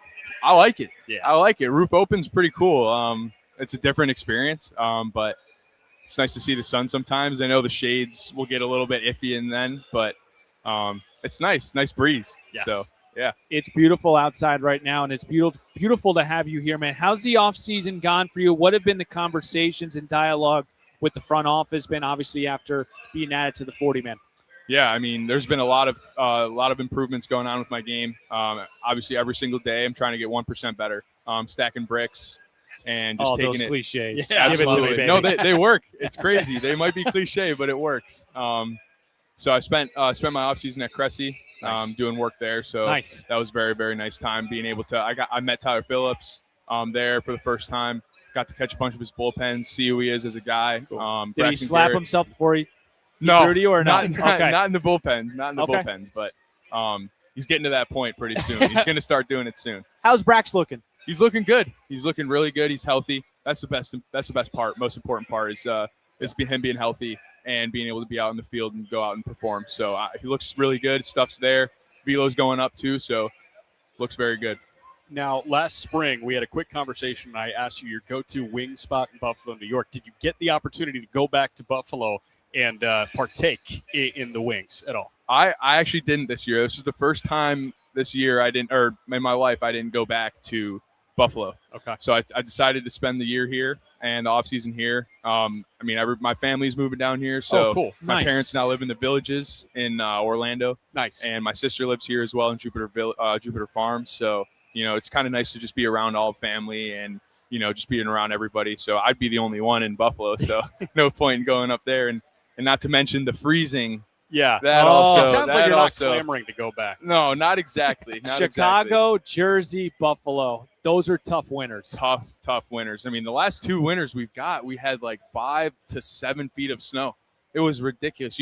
We had a mandatory, you couldn't leave your house. It was so much snow. It was ridiculous. It was like we were in the apocalypse. Are you a Bills fan? Yes, Are you absolutely. okay? Big Bills fan. I'm okay. I'm doing good. I'm hanging in there. We'll see what goes on with all the changes and everything. We'll see. I mean, I'm confident in it. Now, So- did you go to the game in Jacksonville or no? I went to a game in Jacksonville, not that one. Okay. I went to, not at Jacksonville. I went to one in Fort Lauderdale against the Dolphins. The Dolphins. Yeah. That was pretty cool. I went. My buddies came in. My sister actually went too, so that was really nice. But it was a lot of fun. We lost that game, unfortunately, and the amount of booze and like just talking smack was unbelievable. I mean, you were like, they would just say bye, Wow. all that taunting and all that stuff. It was crazy, but it was a cool experience. I mean, I'm really excited about that and looking forward to seeing what they're going to do next year. All right, let's get to the meat and potatoes, man. You had another incredible year, man. Let's start with winning the AAA championship. What did that mean? I mean, that was just a testament to the season.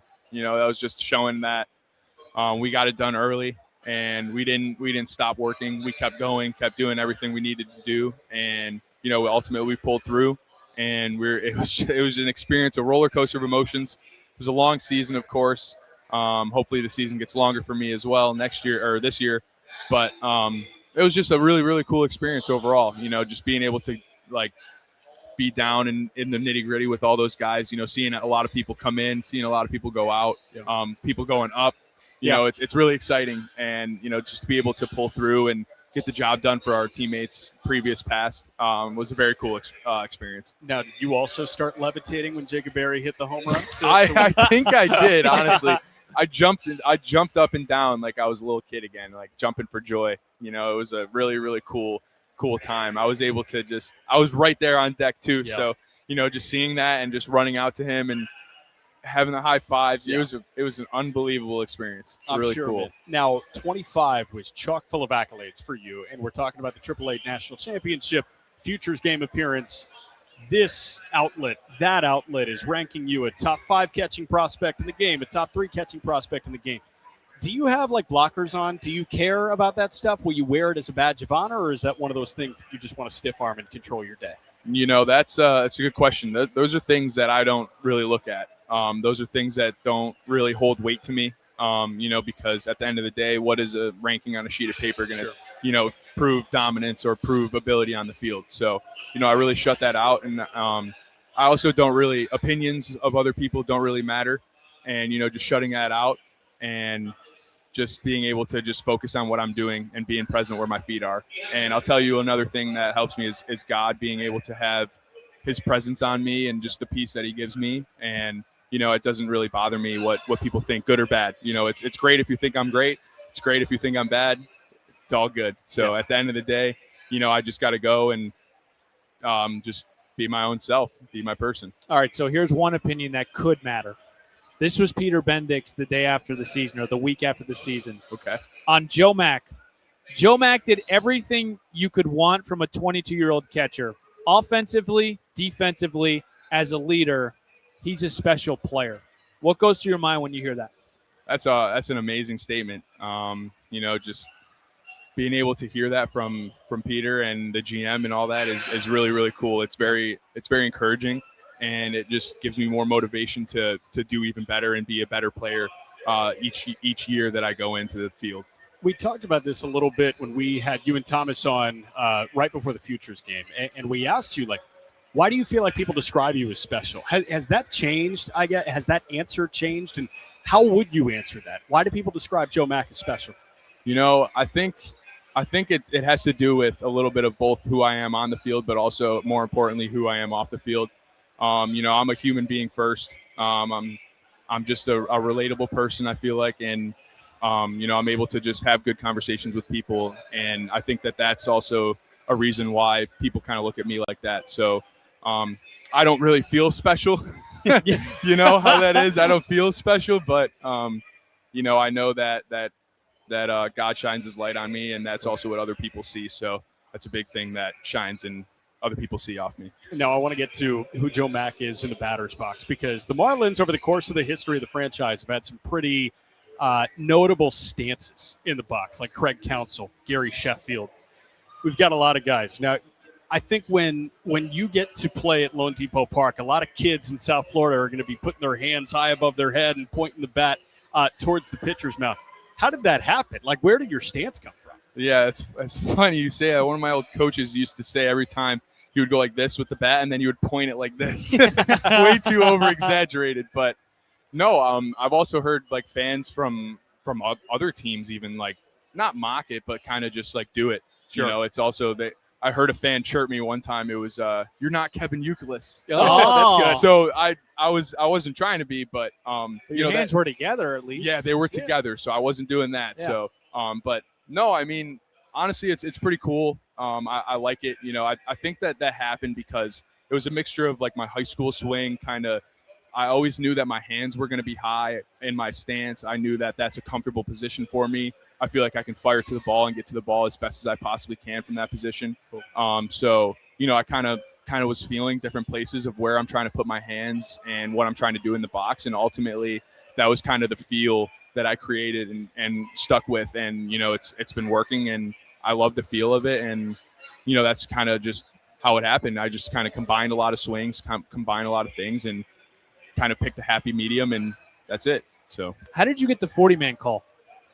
Was it a call? Did you get a letter? What? Yeah, no, it was a call. It was a call. I believe it was Rachel. It was Rachel and Hector, two of our people, and they were on a combined call, I believe, and they told me. So it was really cool. I was actually shopping at the time. I was getting something, I can't remember. Was it during? When was it? I'm trying to think. Was this January or was this? It was a little bit before. I think it was either early December or holiday shopping. Belated Black Friday. Yeah, or I think it was late the month before November. Okay. Right? Yeah. Very good. Yeah. So the WBC is a big storyline here because we've got a couple of Marlins guys that are going to be out of spring training. What's the spring training going to look like for you? Because it feels like this is an opportunity where you're going to get some pretty good run. Absolutely. Yeah. I mean, I'm going to take advantage of every opportunity that I get. Make them have no doubt, make them make a play on it, and give them no reason to put me anywhere besides here. So I'm looking forward to it. I'm very excited. I'm very prepared and ready for it. And, I'm just ready to get my opportunity.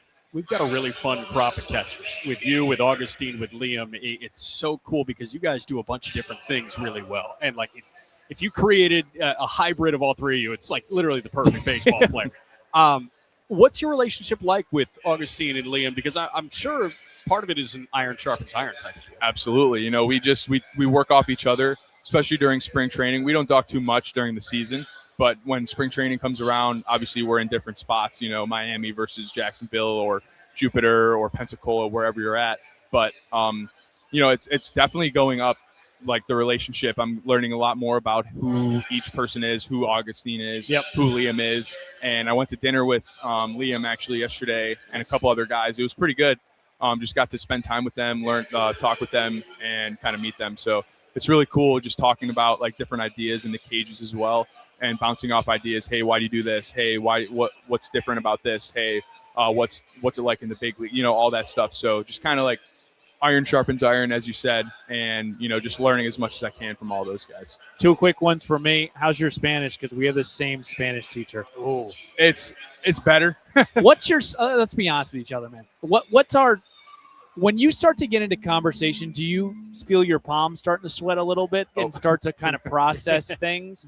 Because I feel very pressured to keep tempo. Yeah, well, that's my thing. They speak so fast, yes. It's hard not to give into that. Yeah. But my thing is I can hear it very well. I understand it way better than I can speak it. And so I'll be able to have a little bit of a conversation with guys, but I can understand them way better than what I'm trying to say. I can pick out a few keywords here and there and then kind of put the sentence together. Usually it's right. Sure. If not, then I'll be corrected. I stand corrected, not a problem. But it's improving here and there. So okay. Yeah. And then a random segue. Have you thought about the moment that you'll be here, just making your debut? I don't know if it's going to be in Miami or not, but that would be great. I would love that. Great. Yeah. I definitely have. I've been having that, like visuals about that too. Just stepping up into the plate. And also being down there for doing the Miracle League and the Home Run Derby and all that stuff. Yeah. Just being in the box, just experiencing that, kind of looking at everything, looking at center field, looking at the stands behind you, and just kind of prepping myself for that and just kind of putting myself in that moment. It's pretty awesome. I can already feel it. I can already see it, and I'm very, very excited for that chance. I love it. That's all I got, man. Very good. Awesome. I got chills just hearing that. We'll break here. We've got a couple of big announcements. Joe Mack, thank you very much for stopping by. We'll see you next week, and really excited to get up to Jupiter with you. Absolutely. Thanks for having me, guys. 2 Hall of Famers are now going to be inducted into the Marlins Hall of Fame. Yes. We will reveal that coming up next, and we will break right here on the Marlins Radio Network. All right, good news and bad news. The good news is we're at our seats for opening day. We're usually up there, but we decided to move down here a little bit.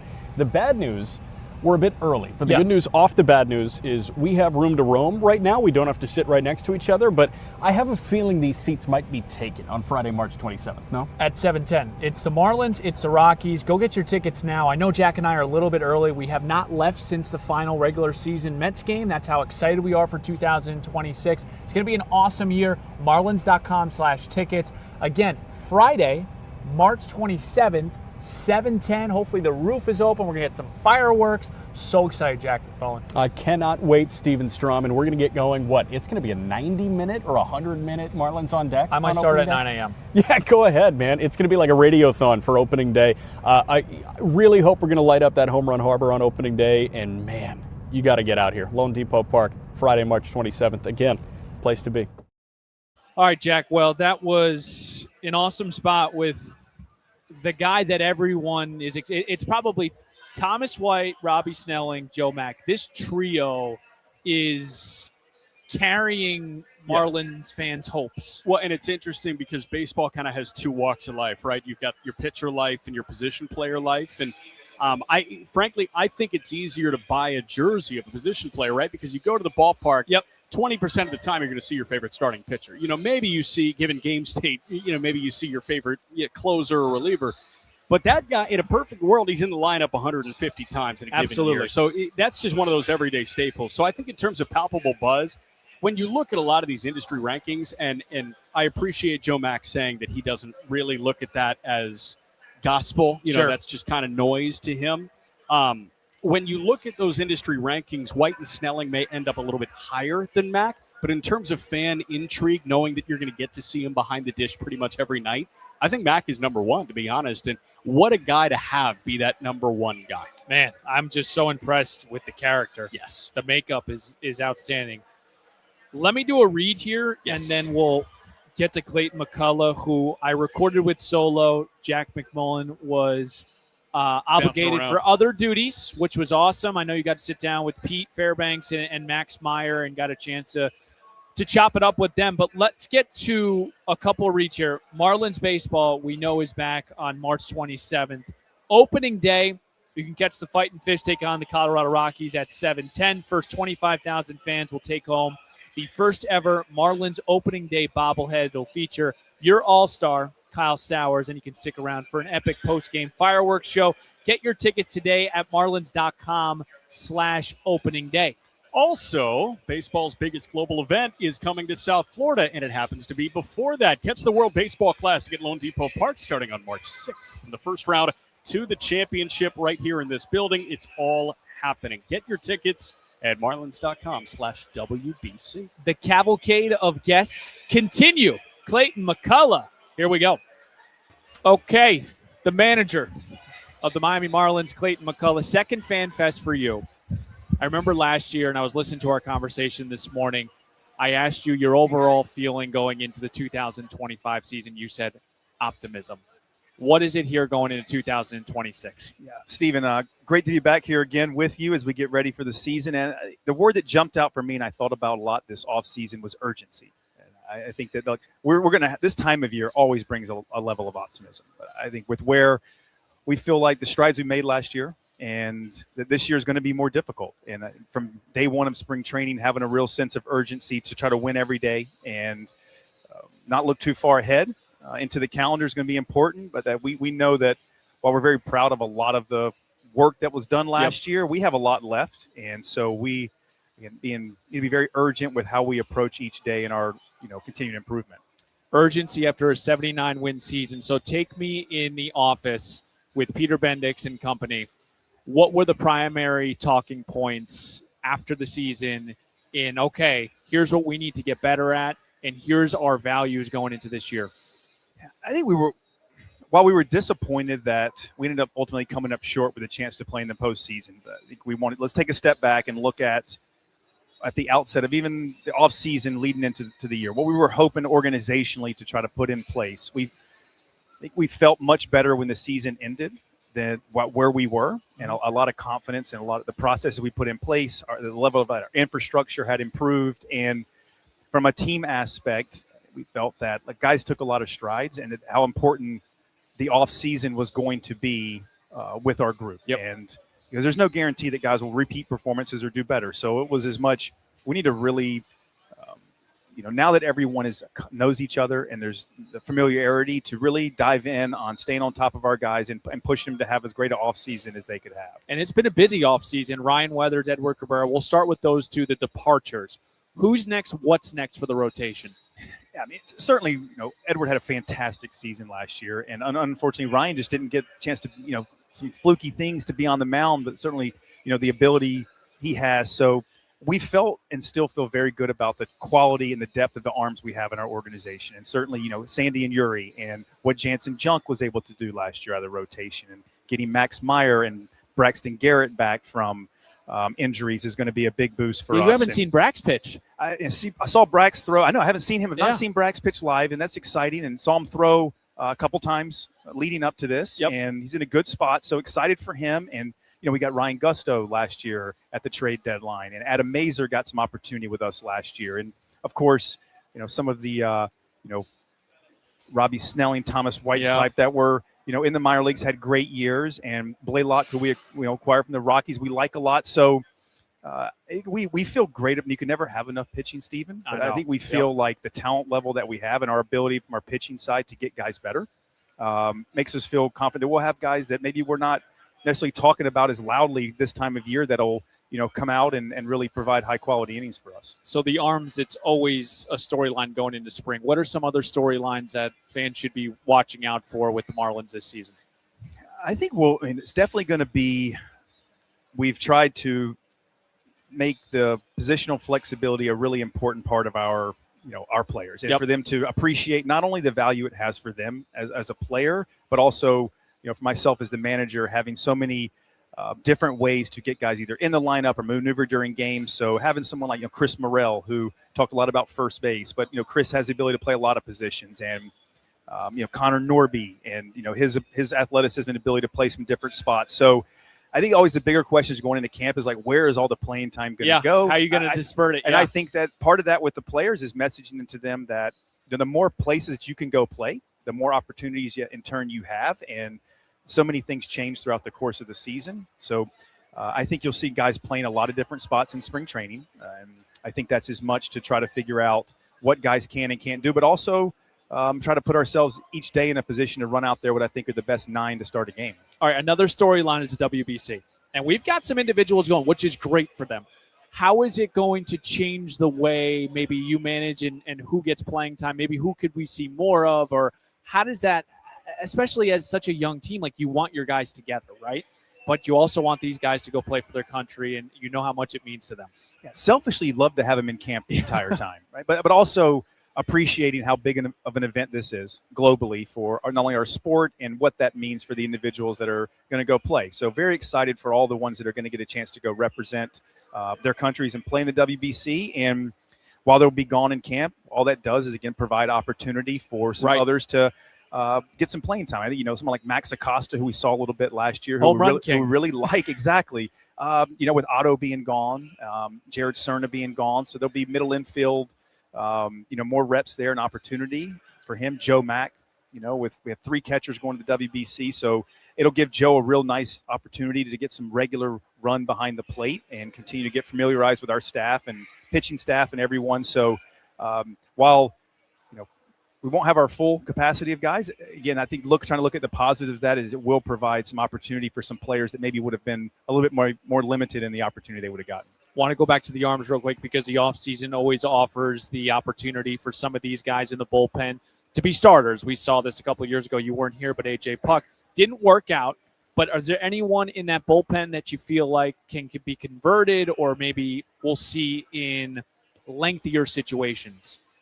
I think the big thing with the bullpen is we're going to ask as many guys as we can to be open and have the ability to pitch multiple innings. I think that's just a real critical piece of, guys' value to our team. Sure. As we saw last year with what Phillips could do. Yep. And we believe Phillips is someone who could get stretched out if needed. He has the weapons, and he certainly performed that way last year. Lake Bacher throwing multiple innings last year. So Cade Gibson did it. So I think for the most part, trying to have a nice balance within our pen of, some guys that are maybe more short burst, the Pete Fairbanks, the Fauchés, Benders, and then, trying to have as many options as we can that can take down multiple innings and go 1+ is a real benefit. How much are we going to miss Ronnie? That stunk. It does. I feel for Ronnie. Yeah. Here he is getting a real run last year in the major leagues, and he earned it. And he, almost, I don't know if he was close to setting the strikeout record for a reliever in franchise history. I mean, he dominated and performed at such a high level. So the news was unfortunate to hear, and you feel for Ronnie because, here he is getting some traction. You're getting, establish yourself at the major league level.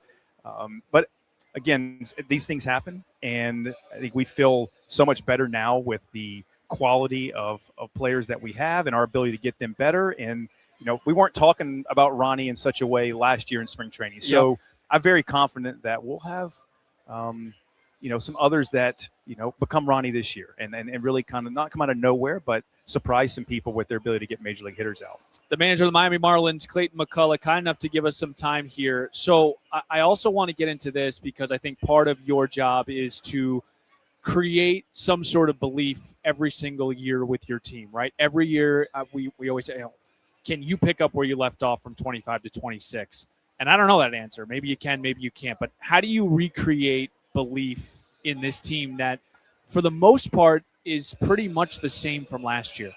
Yeah, that's a great question, Stephen, because every year is different. Every team we're going to have, it's a new clubhouse this year. Right. And I think we'll still stick to me the core things that I hope every year that I'm here that will be important to us is that, it's a group that's going to be incredibly accountable to each other, and they're going to be relentless. We're going to play till, that day's game's over, and we'll reshuffle the deck and come out tomorrow and compete in the same manner and never make excuses for why things are going or they're not. And, those things culturally kind of being what we're about every year, and that we know now, I think our whole group has got a greater appreciation of what it takes to win a major league game and the level of detail that's required. And so I think this year it's going to be as much about that. Look, time is always slipping away, right? So each day is our chance as a team. We have to get better. So developing at the major league level as an individual and as a team, for me, that's not going to change, in year 2 from year 1 or year 5. So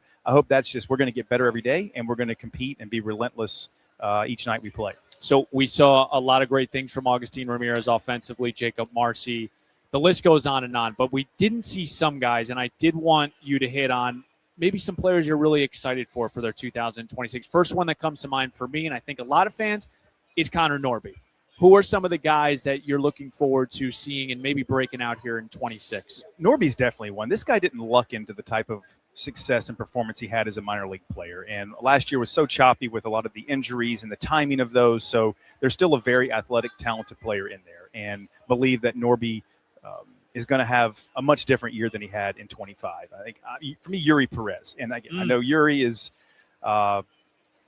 he's a phenomenally talented. And I think he's just scratching the surface. I know he is with what he's going to be. So just having him be able to take starts last year and get back and now have an off season, have a full spring training, a full year of major league starts. Put on some weight too. Oh, he looks great. He's very physical. You can tell, Yuri is very hungry, to take some steps forward. And he's only 22 years old. So Graham Pauley is another one that I think this guy is a really good baseball player. And he showed spurts offensively with the defensive capabilities that he has a chance to be very good. And Max Meyer is another one for me. I really, Max was off to such a great start and unfortunately just missed the time to be able to adjust back to how things were going. So excited to see Max come in healthy and be able to, get shot out of a cannon like he did last year. All right, back to you. First year to this year, what do you feel like you've obtained going into this year that you're a lot more comfortable with? I think probably just like the rhythm of what the day looks like. Yeah. I mean, you watch someone do it. Yep. It's different than doing it yourself. And so there'll be less unknowns this year with just what the day looks like and what those expectations are. And I tried to honestly look at myself during the season and after, like, okay, where I need to take steps as a leader of this team. And where were they? What were they? And I think really it's like it's cliche and boring is like communication, but I think like I can do a much better job. Like I can get out in front of things, better. I can certainly, handle conversations better. I can. I think we're all hoping to be as honest and transparent as we can, but I know like I can do a better job. So I think some of just going through it in the first year and a lot of things being thrown at you and recognizing that I didn't handle all of them as well as I wish I would. Can't do anything about those. Sure. But hopefully use those experiences to help me be better this year. You know what conversation you're going to have? You're going to have the conversation about the challenge system. So this is really interesting to me. I think it's awesome. We see baseball continuing to move with the times. I guess maybe it's not the best way to put it that way, but the challenge system, we've seen it in basketball, we've seen it in football for such a long time. And now you're going to get 2 challenges, but the thing is, you're not going to be able to decide it. It's going to be a player's, I guess, of their discretion. How do you plan on going about that? Is there an inning, past the 5th inning you can? How do you kind of plan on going about it? Great question. And we've started to we had some of those conversations. I mean, even last year. Do you like it? You could kind of see it in spring training when we ABS, experimented with last year, like how quickly it happened. And you get the clap, it was the kind tennis of, clap. it's more of a novelty then, kind of like laughing. It won't probably be as funny this year during real games when it swings something, but understand what Major League Baseball is trying to do. And I think for the players, look, they're going to have some say now in a little portion of something they never did before. And we'll continue to talk about strategically what's the best way, but I'm a fan for it coming in because I give Major League Baseball a lot of credit for experimenting with a lot of different things. And for the most part, they've worked out. And so this will be another one. And I don't know how much we'll let our pitchers challenge calls. Who are more stubborn, the hitters or the pitchers? Good question. I'd say the hitters. The hitters, I think, feel like they know the strike zone better, some of them. So I don't know if we'll completely make it on like a walk rate or your chase rate determines if you can do it or not. That'd be great. But we'll give guys some opportunity in spring training to test it out and provide them some feedback of what the zone was and what you think. And important that our catchers really, know the zone. Sure. Because it's really just the pitcher, catcher, and hitter that have a real say in, the ability to challenge. How big was the 3-1 start last year to the season? I mean, and that was also like the manner at which it happened, Yes. right? I mean, it was spring training was such a whirlwind. I think just the whole new staff, and for us to get walk-off wins and to get off to a good start, win a series Sure. at home to start the year. And it did. It felt great. Give you a little momentum coming out of camp.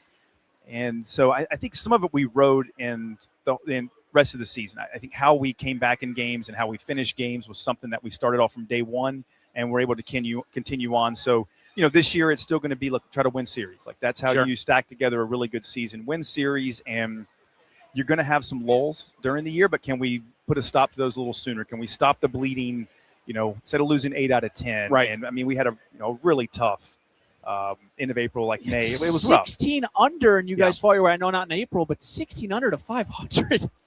I mean, we did. We played a lot better. And what put my finger on, we pitched better. We threw more strikes. Yep. Defensively, we got better. And I mean, there's certainly some luck involved, but that's the course of a season. Like we got came up with a lot of big hits, but we were in more games late, and you give yourself a chance to come up with a big hit or stress some pitchers during some late innings. So I think the quality and brand of baseball we played from certainly like the first part of June through the end of the year was just a much cleaner, more high-quality game that now we know what that looks like, and that's what we're going to be trying to repeat as often as we can. Clayton, McCullough, last two with you, and I'll let you run. I know you got a ton to do.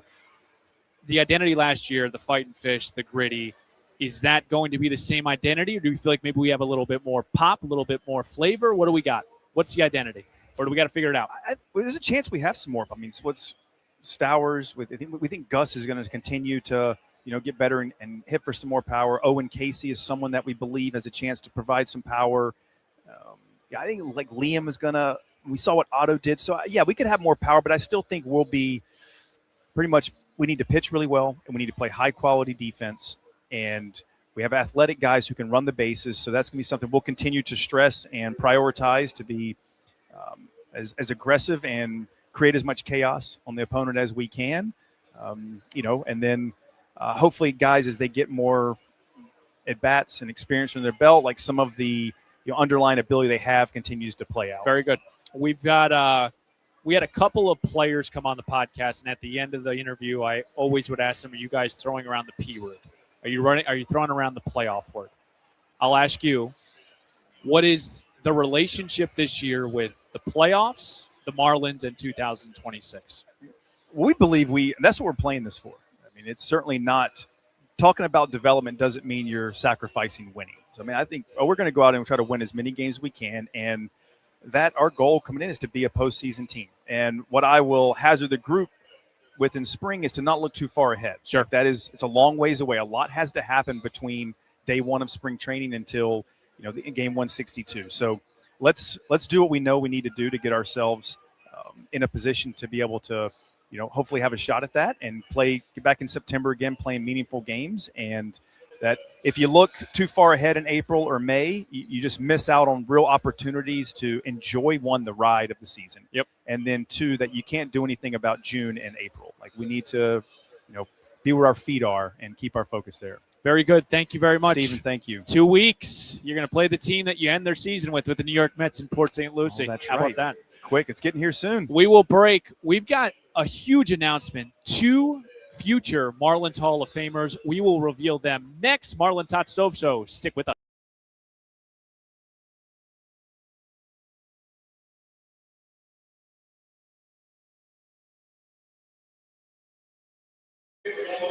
All right, Jack. Clayton McCullough, Xavier Edwards, Janson Junk, Joe Mack. You know what that is? A deep and distinguished guest list. You thought I was going to go with the other word. A deep and distinguished cavalcade of guests. No doubt about it. All right. Awesome show today. It's always a pleasure to be able to get out and do these live remotes, Jack McMullen, to really feel, you smell the popcorn, Yes. You interact with the fans coming in for selfies, player interviews, coaches interviews, banter, toy shop material, discussions. This is what it's all about. And it all leads up to this awesome moment here tonight, and I would love for you to reveal that we're going to be adding 2 more Marlins Hall of Famers. Yep. And we're going to have some inductions. Who are they? And let's discuss. They officially announced them about 5 minutes ago, and it's so cool because when we got here, I won't speak for you, but it seems like the year that everybody loves, regardless of who you talk to, is 03. Yep. 97 was really cool. In 97, you win, and Edgar Renteria and Jim Leland. But everybody thinks so fondly about 03. And it was so great to hear Caroline O'Connor and Alex Parker get up there and tell us that the 2 newest members of the Marlins Legends Hall of Fame are Josh Beckett and Dontrelle Willis. And those names give you goosebumps because you think about the best of Marlins baseball, and you think about Beckett, and you think about D-Train. And you think about cool. You think about cool, like those are names that had cachet. Those are names that everybody and their mother knew in 03. That, like the guts on Beckett on 3 days rest to clinch a World Series with a complete game shutout. D-Train winning Rookie of the Year. D-Train getting Cy Young votes as a rookie, being an all-star as a rookie. And I'll just run through some accolades here. I'll start with Dontrelle Willis, all-star National League Rookie of the Year in 03. As a 21-year-old, it was integral in the Marlins World Series championship. This guy won 22 games and threw 5 complete game shutouts in 05. He finished second in National League Cy Young voting to Chris Carpenter in St. Louis. 5 seasons with the Marlins for Dontrelle Willis, 162 starts, 68 wins, and over 1,000 innings at a sub-4 ERA. He is second in franchise history in wins, and he's one of 3 with 1,000 innings pitched in a Marlins uniform. The other 2, Ricky Nolasco and our current guy, Sandy Alcantara. Josh Beckett, it was a more, I think, fanfare-laden story for Beckett. He was the 2nd overall pick by the Marlins in 1999 out of high school in Texas. If memory serves, Josh Hamilton went first and Beckett went second, and they were considered the best prep hitter and prep pitcher of the generation. They were the guy, and Beckett steamrolled through the minor leagues. But everybody remembers what he did in 03. He spent 5 years as a Marlin, 41 wins and a 3.46 ERA and over 600 innings. He debuted in September of 01. He went 6 innings, a 1-hit shutout ball in his major league debut, got his first win. He was the 03 World Series MVP. And on just 3 days rest after a Game 3 start, Jack McKeon set Josh Beckett to the mound at Yankee Stadium, and he fired a complete game shutout in Game 6 to clinch the World Series in the Bronx. It's what you make movies out of. Yeah, over the New York Yankees. So Dontrelle Willis and Josh Beckett, your 2 newest members of the Marlins Legends Hall of Fame. Beckett, 23 at that time, Jack, during that 2003 postseason. 4-0, a 1.56 ERA. You had mentioned Dontrelle Willis, Rookie of the Year. And I think when fans think about that 2003 team, I stand by what I said. It's like cool, swag, different, young. It captured, I think, a lot of what became the Miami style, even though at that time they didn't play like necessarily in Miami. But I think a lot of people, it made baseball cool. It made being a Marlins fan cool with the teal, with the logo, with the players. We're young, we're hungry, and we beat the big bad Yankees. That doesn't hurt either. So congratulations to them. That last year to induct Luis Castillo, Jeff Conine, Jim Leland. It was so cool. Jack McKeon. It was so cool to connect the fan bases, right? Because you have people like, I guess are we middle age? No, we're not. 28 or we're not close. I feel old. I don't know why, but 28 years old to the newer generation of Marlins fans, 12 to 15, and then you get your older crew. I'm not going to name numbers, but everyone kind of connecting on the same level during these inductions, and coming together. And again, that's what sports is about, and that's what a fan base is about. The only other thing that I want to add is I think those guys kind of created the idea of there being an added cachet to being the ace of the Marlins. And I always think that there's that guy, and the baseball world falls in love with the ace of the Marlins. And D-Train and Beckett were kind of the first 2 to be feared around the league. I do not want to run into the Florida Marlins or the Miami Marlins when Dontrelle Willis is on the hill or when Josh Beckett is on the hill. And that pivoted at points. Josh Janson was that guy. I do not want to see Josh Janson pitch. I do not want to see Ricky Nolasco pitch. I do not want to see Jose Fernandez pitch against my favorite team. And now we get Sandy. And I don't want to see Sandy throw against my favorite team if I'm a fan of another team. And I honestly think Yuri is there. I think Yuri is getting very, very close to that point where other fan bases fear him. And it's really cool to have those guys and immortalize two of those guys that help create the cachet of the ace of the markets. Perfectly said, Jack McMullen. Thanks again for everyone that has tuned in here on X, on YouTube. We appreciate everyone, and we did mention them in the middle of the show, but we'll mention them again. Juan, John, Rachel, everyone. And I'll start from the top. Bruce Sherman, Caroline O'Connor, Alec. I mean, they just have been so supportive of all of this and making this happen. So we are so excited to again carry Marlins baseball on the radio for yet another season. Jack's season number 2. My season number 4. You guys are all the best. We will talk to you 2 weeks from today. Wow. 2 weeks from today. We will be live from Port St. Lucie, ready to give you Marlins baseball for 2026. We thank our guests again, Clayton McCullough, Xavier Edwards, Janson Junk, and Joe Mack. We will also flip this into a podcast. Jack McMullen, any final thoughts before we sign off here on this Saturday afternoon? What a lovely evening of Fan Fest here, and just a beautiful activation on every single front, and the outfield is still lined with fans.